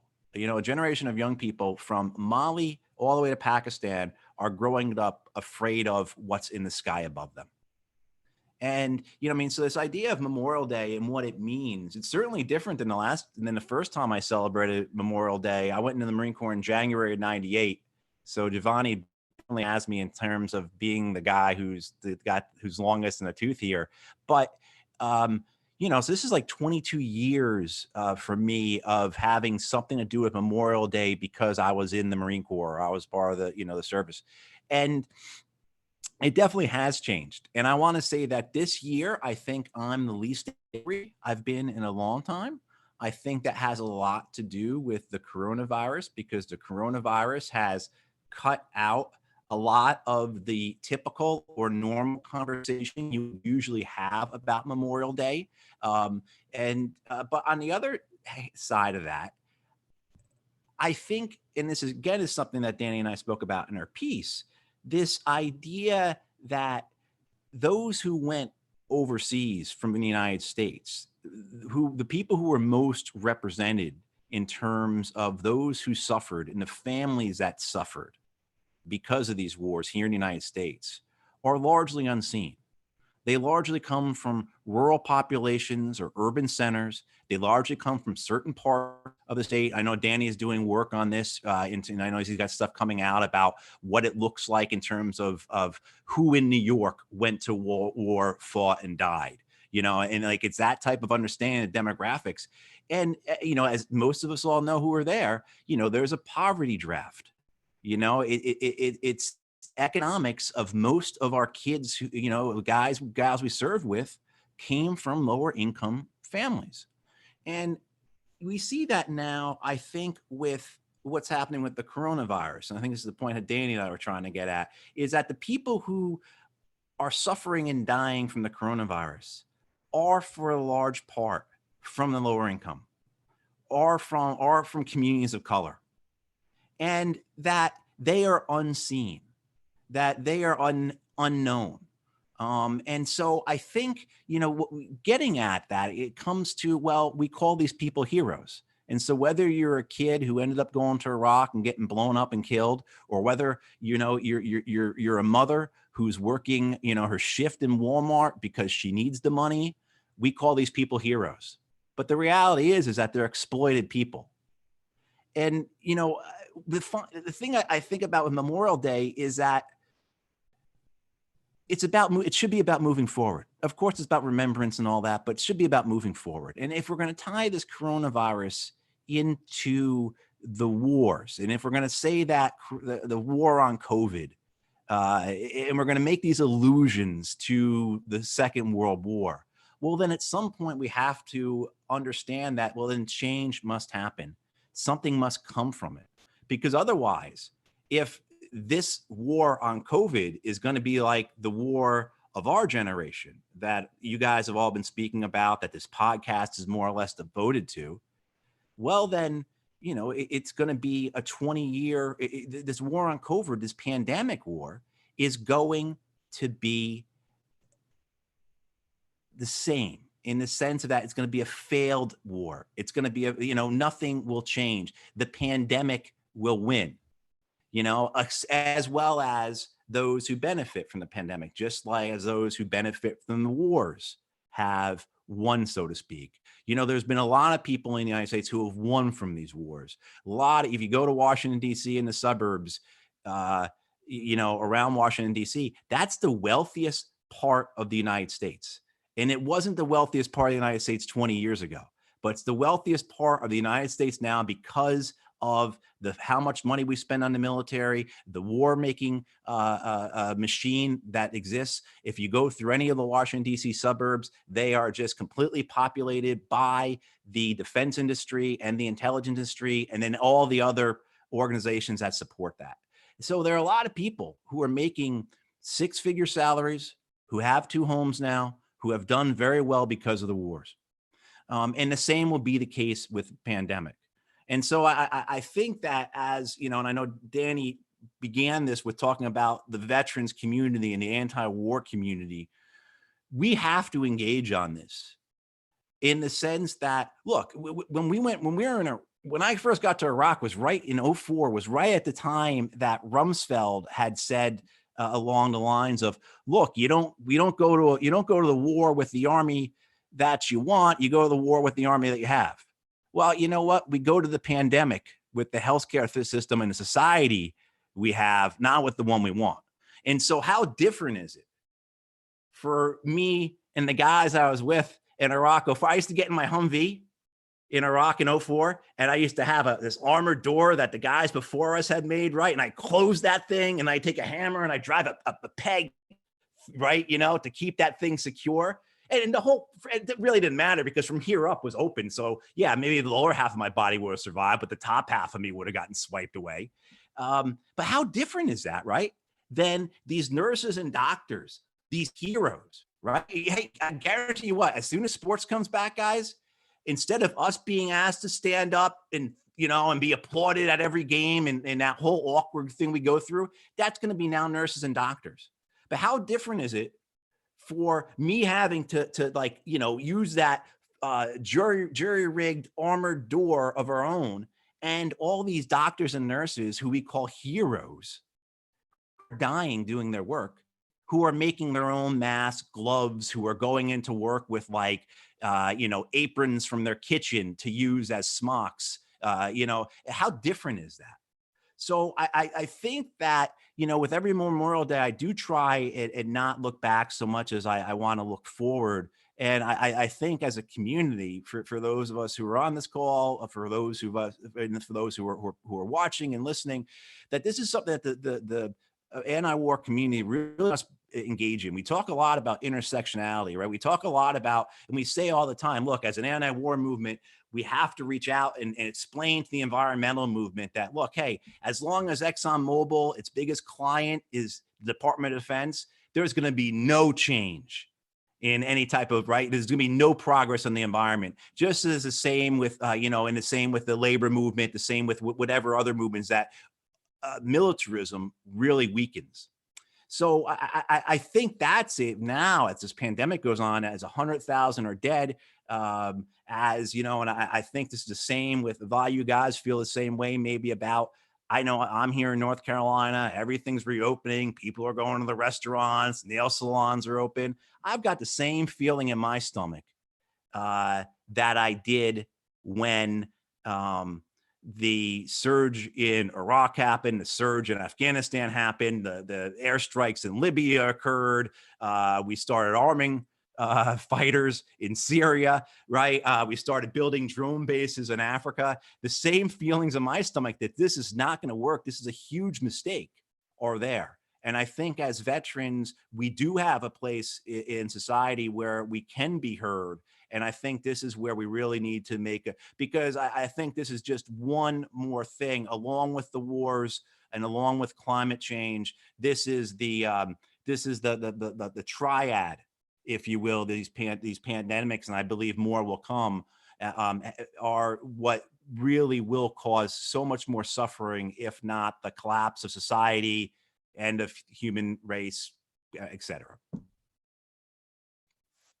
Matt, thanks so much for that. We need to do more articles together, and we need to do more calls to come up with the article ideas, because you genuinely have a real gift for like the linkage and the analogy in a common sense way. Because even just now listening to you, I was like, man, I wish I would have come up with that and wrote that. So we'll feel free, man. You're recording this, so you should get a transcript. So feel free. Dude. Yeah, perfect. And like our last transcript, it turns out that we both say, a whole lot. But I mean, I think there it is. There it is. Exactly. You brought up so many important linkages about society and how the pandemic does in real ways, not in like the veneer ways that we often hear, relate to these wars. I think that is super vital to bring up, because if there is a silver lining to Corona, it seems to be like the gift of exposure. And I don't mean that as a pun, in the sense that I'm always asked, and I'm sure you are more and for longer than me, well, what do you do? How do you make people care? And of course, there's already a pejorative in there that, the implication people don't care, but largely it can be true, although they have their reasons living paycheck to paycheck. But the thing about that I try to say is, well, we need to convince folks of the truth, which is that there are opportunity costs to military spending and war. And I think, like you mentioned, the way that the nurses are running into these underfunded hospitals without PPE, just like when you and I were in Humvees that weren't good enough. And during the EFP craze in East Baghdad, the projectile, piercing rounds, for someone got the idea that glass, like the plexiglass, would stop it more than the metal. And so then there was like all the replacement windows in the whole base in Southeast Baghdad went missing, because everyone was stealing them and just like tacking them inside. No, don't get me started. We used to, I was a combat engineer, and in Anbar, we had terrible snipers out there for a while, and our guard towers didn't have the bulletproof glass. And so my guys used to have to go to the dermo lots. In dermo, if you don't know, is where you put decommissioned military equipment. So my guys have to go and the guys who are building these things would go and, the ones that weren't out doing route clearance, looking for the IEDs, were building these bunkers and guard towers. And, they would basically pull the glass out of the Humvees to put in guard towers. And I mean, I could go back and if I went back to the website iCasualties, which is which tracks and lists all the people killed in these wars. And if I went back to 06, 07 and looked at the names, I sure as hell would remember which of those were Marines that were killed in guard towers because we didn't have glass there, right? But as we used to say, we can't get glass for our guard towers. Our Humvees aren't adequate to protect us. But, if you went to the air base, they've got a Burger King that I bet never runs out of buns. I mean, so it all depends on what type of, I don't want to get down on the path of talking about the money involved and everything, but yeah, no, absolutely. This is the exposure. And I think touching on what I said about not being angry, this is also too, though, I feel as if the least I've been contacted about Memorial Day by friends, family, acquaintances in a long, long time. Right. And I think that's because, people aren't being told, to excuse that phrase, but it's not being suggested to people about Memorial Day this year as much as it has in the past, because I feel in previous years, you get like those text messages and emails that mean well, but you could tell this person obviously just heard something and they're reaching out to me to thank me for a service because they were told to do it. They're conditioned to do it. It's become like a religious ritual, basically. Absolutely. And it has been an interesting experience. And like we mentioned in the piece, if you exclude the world wars and the Civil War, more people have now died of coronavirus than all the rest, right, of our wars combined, Americans at least. And that, I mean, that's instructive in a sense. And I think we hit some interesting parts of that article and the way you linked it to the unions and the war on labor, because this really is all connected. The last thing I'll say before I do our best to keep it on time and turn it over to Henry and Clifton is, I'm glad you brought up, because we have done a great job on this pod, as I knew we would, of mentioning, you know, the locals in these countries and the suicide and the PTSD, and that's not done enough. But you mentioned the dependents and the sacrifice and the trauma that they go through, the wives, you know, of these soldiers who go away, or husbands now. Yeah. And you know, it resonated with me when you said it, because personalizing things has its limits. But I mean, look, we all like to be the protagonist of our own stories. I mean, I walk around every day with my headphones on because I like to think there's theme music to the heroicism of my life. But the reality is that I broke 2 marriages with wonderful people. Yeah. And I have culpability for that. That's far outside the veteran experience, but there's no way it didn't play in. And then when you multiply that by the millions of Iraq and Afghanistan vets, it's like no one really ever buys. Well, they wouldn't know in the first place, but no one like buys a ticket or a Friday's meal for a dependent who's there like alone and struggling with her. Like, you've seen her, right? With like the 4 kids and 2 of them are under the age of 3 trying to get on an airplane. I mean, that's a logistical nightmare worse than getting out of Iraq. And we've all watched them. And so I just think it's really important that you brought up the dependents, and I'm glad you did.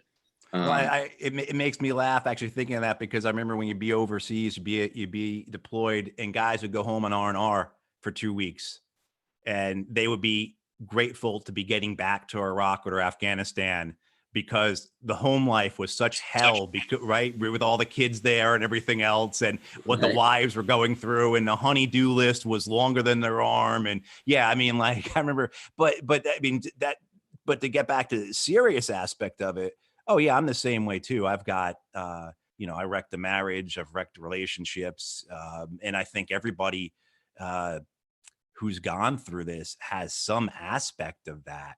You know, it's only the very few lucky who haven't, whether it's because they got engaged early in therapy and help, and also too that they've got a spouse who understands so well, to the point that the spouse is also getting help, because the spouses can't get through this on their own, and so many of them do. And the other problem is too, is that it's just the way that it works, that you know somebody, you fall in love with them, you're making a life with them, they go away for 8 months or 12 months or however long, and they come back, and say they're a different person is understating it. And then everything that comes from with that, the anger, the depression, the substance abuse, all those other things that come along. Yeah, life becomes a living hell for so many spouses and children. And I say it's not just our generation. I mean, you certainly talk to people who have fathers who were Vietnam vets. You talk to people who had whose fathers were in World War II or Korea. The same things occurred, and it's something I think our society just doesn't speak to enough, about how much these, it's men and women, but it's predominantly women carry, and how that affects them in terms of having you getting that secondary PTSD. Absolutely, man. And Tim O'Brien's great piece, The Things They Carried, listed all the metaphorical stuff. And someone needs to write a things they carried for like the wife at home. Geez. If she carried a lot. And all right, well, I'm going to, Clifton has been incredibly patient at the end of the line, which is never fun, especially when I have any access to a microphone, which is a disaster for all involved. So Henry, I'm going to turn it over to you to introduce Clifton, who is a great guy to kind of bring us home among the guests. Clifton, it's so great to have you here, man. Thanks for having me. Absolutely. I've really valued, you know, your music it's such an interesting gift to everybody that gets to hear it, to be a part of it. I'm thank you once again for giving us our theme song for the podcast, which I have a little. It's linked up now on our website, so people can play the song in its entirety. I didn't have that set up before, but now people can hear the whole song beginning to end. When I butcher it up for the podcast, they can hear something a little bit more pure. Um. So, but what I was gonna mention is that you went through an incredible experience yourself. Um, the what happened to you over in Iraq and coming home, and just all the process that you went through. But you were brave enough to be some of the few of us who said no, who said I'm not gonna consent to this anymore. Um, and I think you really feel and hear that in your music. That there's um, the historical aspect of it is amazing. The how far it goes back, how you trace the lineage of the ways that you play. Um, so, anyways, I'm gonna shut up and I'm gonna let you talk and do your thing. And just thank you so much for being with us. Okay, well, thanks for having me again. Right when y'all said that, the wind kicked up and my damn lamp went out. But I'm still here. I'm about to relight this lamp. That is hilarious. Whoa. All right. There we go. I just want to, so y'all asked me to play this song, German War. And I guess that'd probably be my main contribution to this rather than get into a bunch of my own like personal thoughts and experiences. But I just want to give some background on the song. Uh, it comes out of the 1830s, actually. And it's about a gunfight between the Texas Rangers and I believe the Comanche Indians in the 1830s. And it's been sung, I believe, since the 1830s. And this was when, long story short, this was sort of adapted by First World War veterans, guys who came back to the southern Appalachian Mountains after the First World War. And I believe they were familiar with that old ballad from the 1830s. It's called Texas Rangers. And so these First World War veterans who were banjo pickers sort of adapted their new lyrics to the old song. Um, Now, I learned the song when I was a young kid, learning to pick the banjo from an old guy named George Gibson, who's from Kentucky. And I knew the song already when I was in Iraq, and I actually had a 5-string banjo in Iraq in 2003 and 2004. And when that thing got shipped out to me and people realized I could play it, they made me play the damn thing every night. And once they knew I could play this song, everybody wanted to hear this song every night. So I'm going to try to give you a rendition like I used to do uh, often late in the evenings in 2003, 2004. We'd get around. We had a M577 with all the antennas on top of it. And we would get around that. And if we could, and I would break out the banjo and we would quietly play and they'd make me play this song. So in the beginning of the song, the singer, the protagonist, says, "Whoever you may be, I hope you'll pay attention and listen unto me." So let's try to do that. Let's try to listen to the words of the song.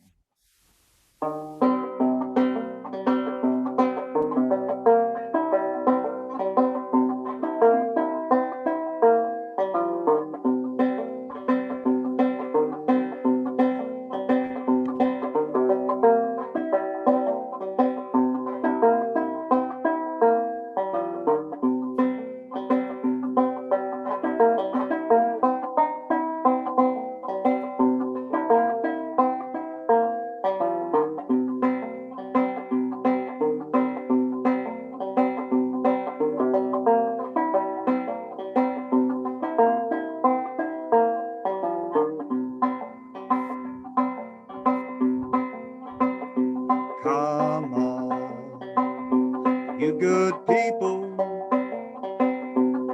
whomever you may be,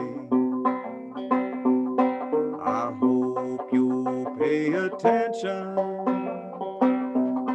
and listen unto me. My name don't make no difference. The truth to you I'll tell. I am a brave volunteer, and I'm sure I wish you well.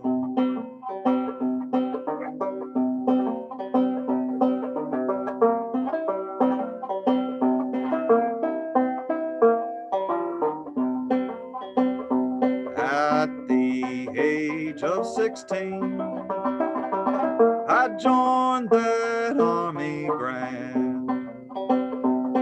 We left old Kentucky and we sailed to a foreign land. Our captain, he informed us, I'm sure he thought it right. Before the morning comes, boys, I am sure you'll have to fight.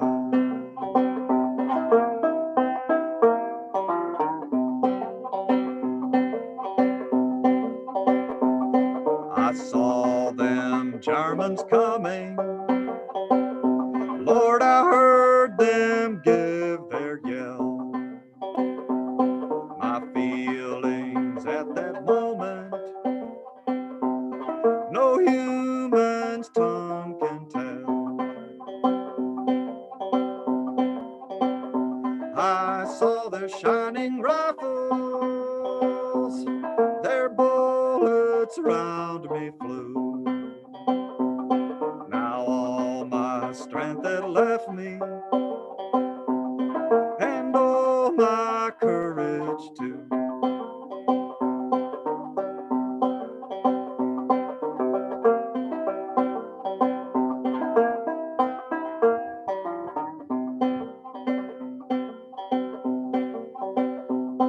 Our captain stood beside me. He gave me good advice. He told me how to surrender and try to save my life. My friend shot down beside me, tears falling from my face. Oh, how I love you, brother, but I can't take your place.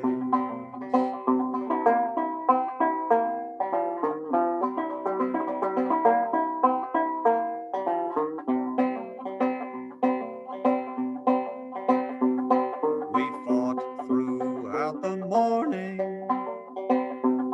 before the battle was done. The dead and the dying lay under the bloody sun. And when the fight was over and the Germans they had fled, we laid down our rifles and we counted up our dead.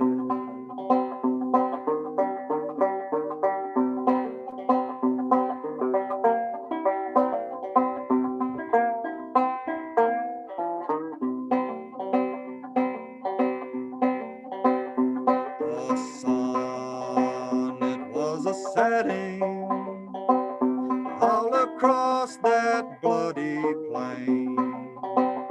Now all of us was wounded, our noble captain slain.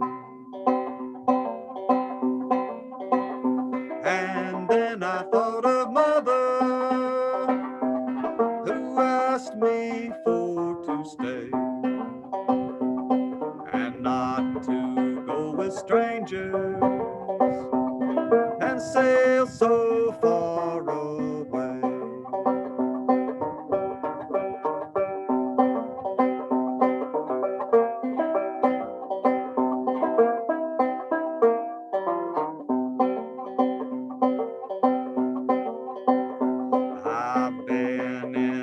midst of battle. I know its harshness well. I've been across that great ocean. I've rode down the streets of hell. I've lived a life of misery. I've been where death he roams.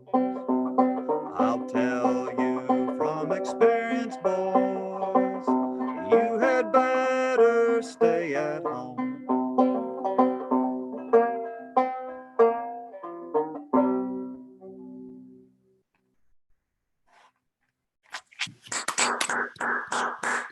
I'm getting my lamp lit again, y'all. That was beautiful, man. Thank you.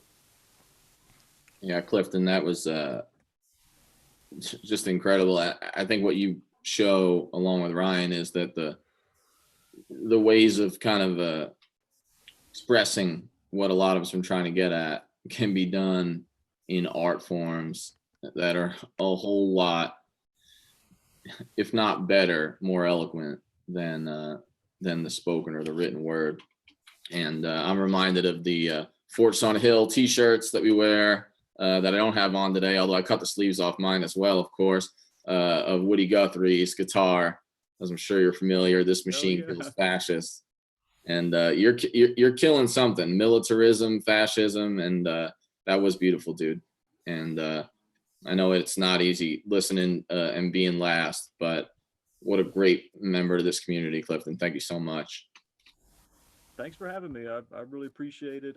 It's not a song that I sing often for understandable reasons, but for a group of people like y'all, I'm more than happy to. Certainly honored to do it. Thanks for having me, and I hope to talk to y'all again soon. Thanks, Absolutely. brother. Yeah, we'll absolutely have you back on. Well, Henry, it's time to give the people what they want. They want to hear what the Godfather, to steal from both Coppola and Old School, has to say. The founder and the recruiter extraordinaire of Forts on a Hill. In however much time you want, man. What's on your mind as the organizer and as just a member of this community?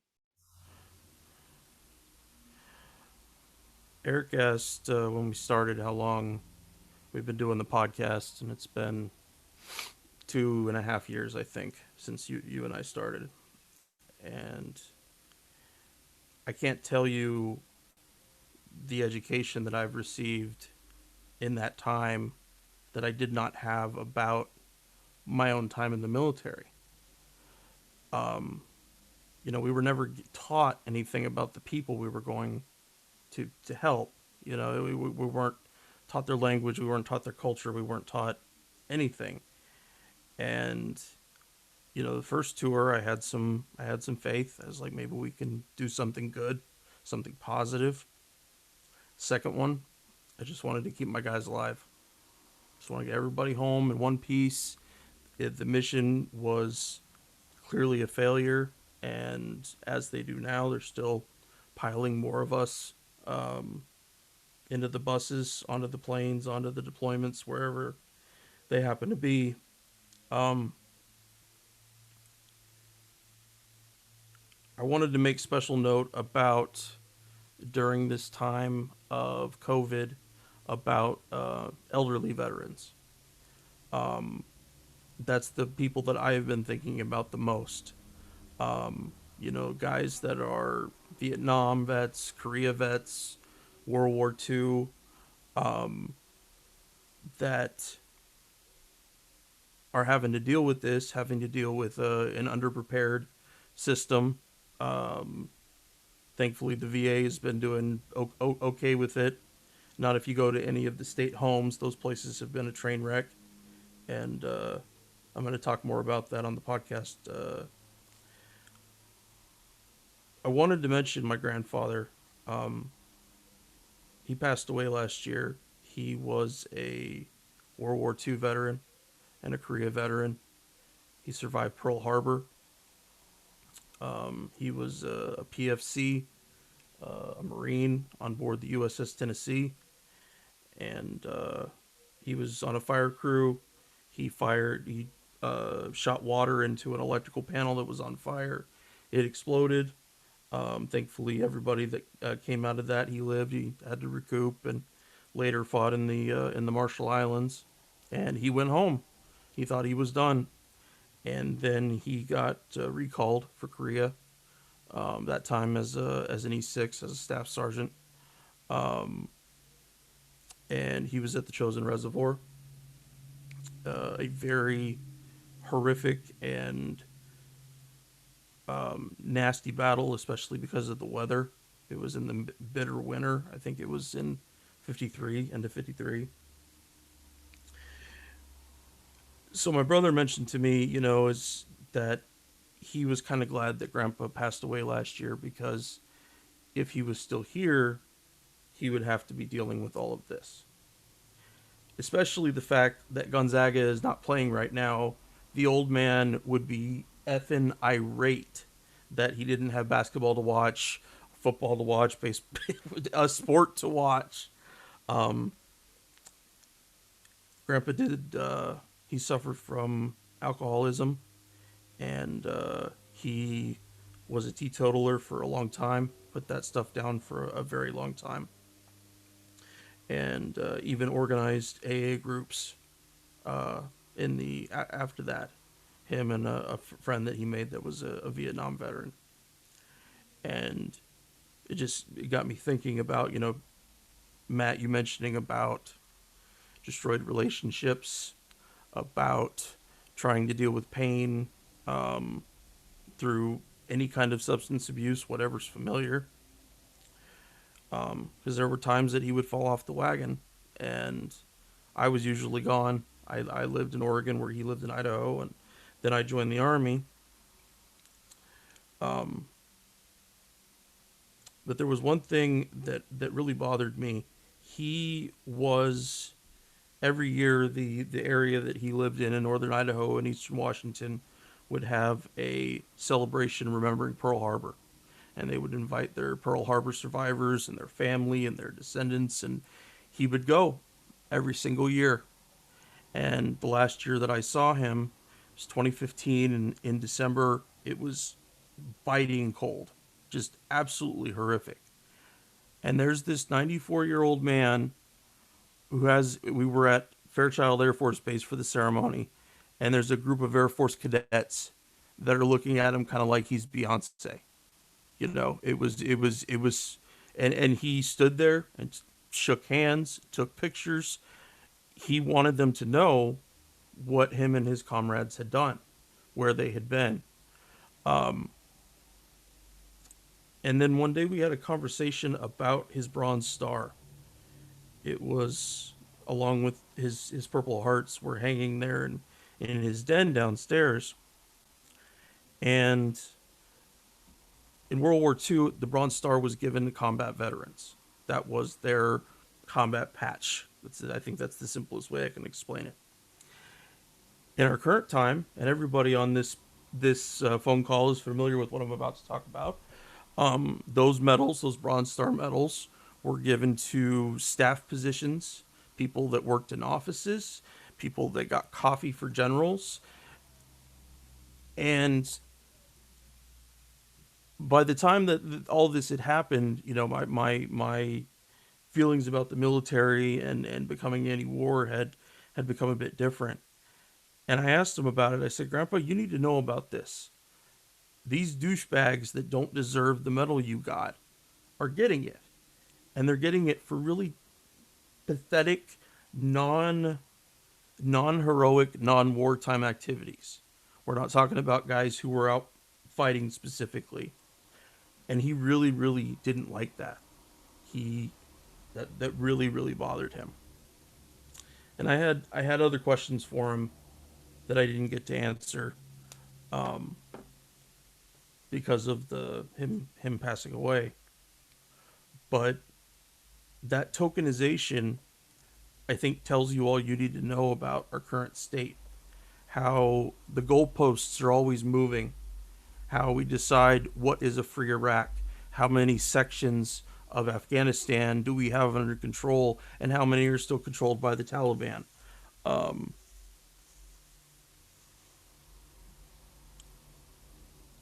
I remember going to Arlington early in my tour in the Army, and standing there, and I'm sure, Matt, I'm sure you've been there many times, walked past it, and you get lost. You literally get lost because they're just fields of graves.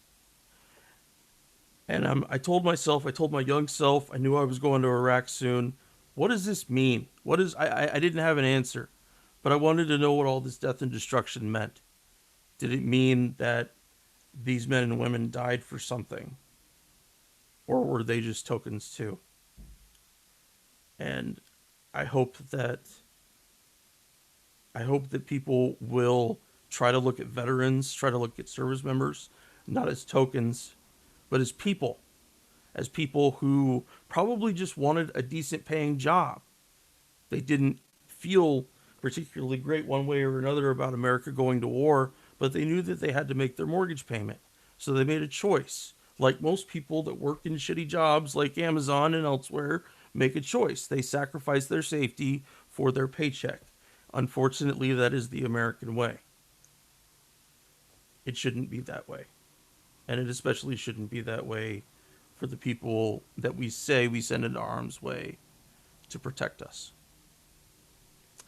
And I think that's all I have. Thanks, Henry. That's another really, really solid, if disturbing, analogy. And we do that. You're right. We do that as a society.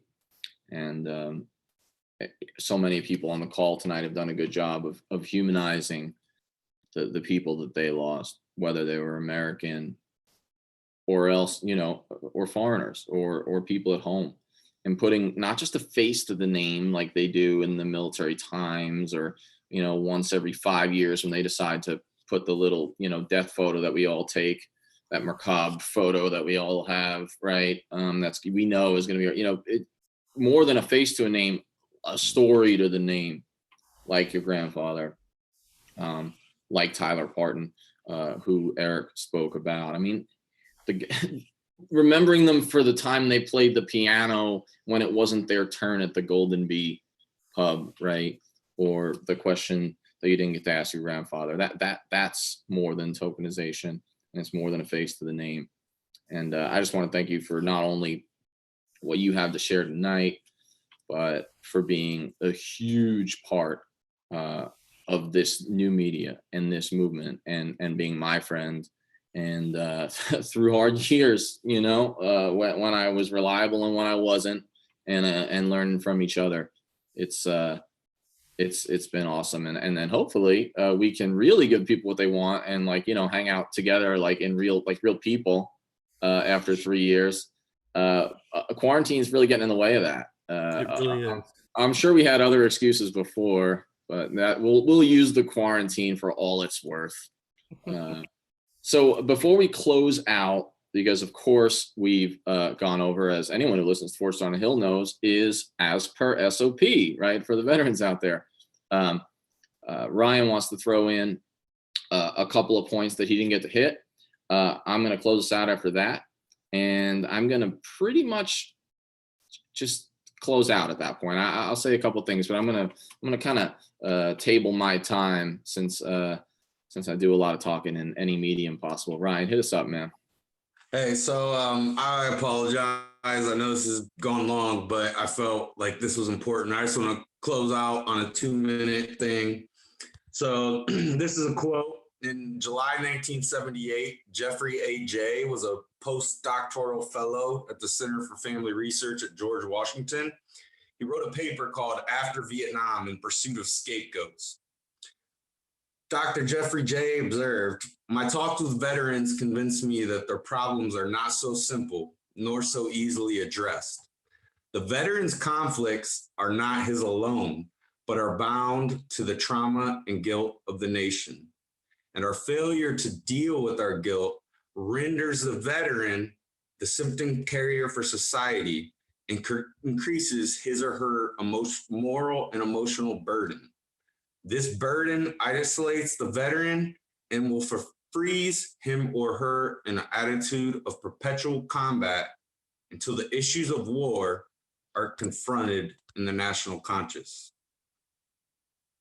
Now, I also would say that I want to remind everyone, we are an imperialist nation.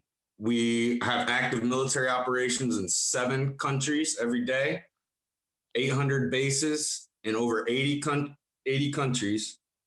And I like to use the term anti-imperialist. I'm not anti-war, I'm anti-imperialist.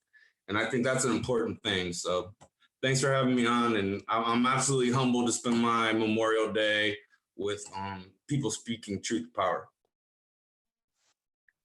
Thanks, Ryan, and thank you for the language is important. Plain language is important, and I agree that in many ways we're part of more of an anti-imperialist movement, an anti-systemic militarism beyond anti-war. I think during the Vietnam War, one of the things they got caught up on was they were anti-war, right? They were anti-Vietnam War, and didn't always broaden to understand the Indochina, implications as well as the whole thing. Like Erik mentioned about the layers, you advance layers. You might originally think you're anti-war, but maybe eventually you'll realize it's an imperialist issue. 100%.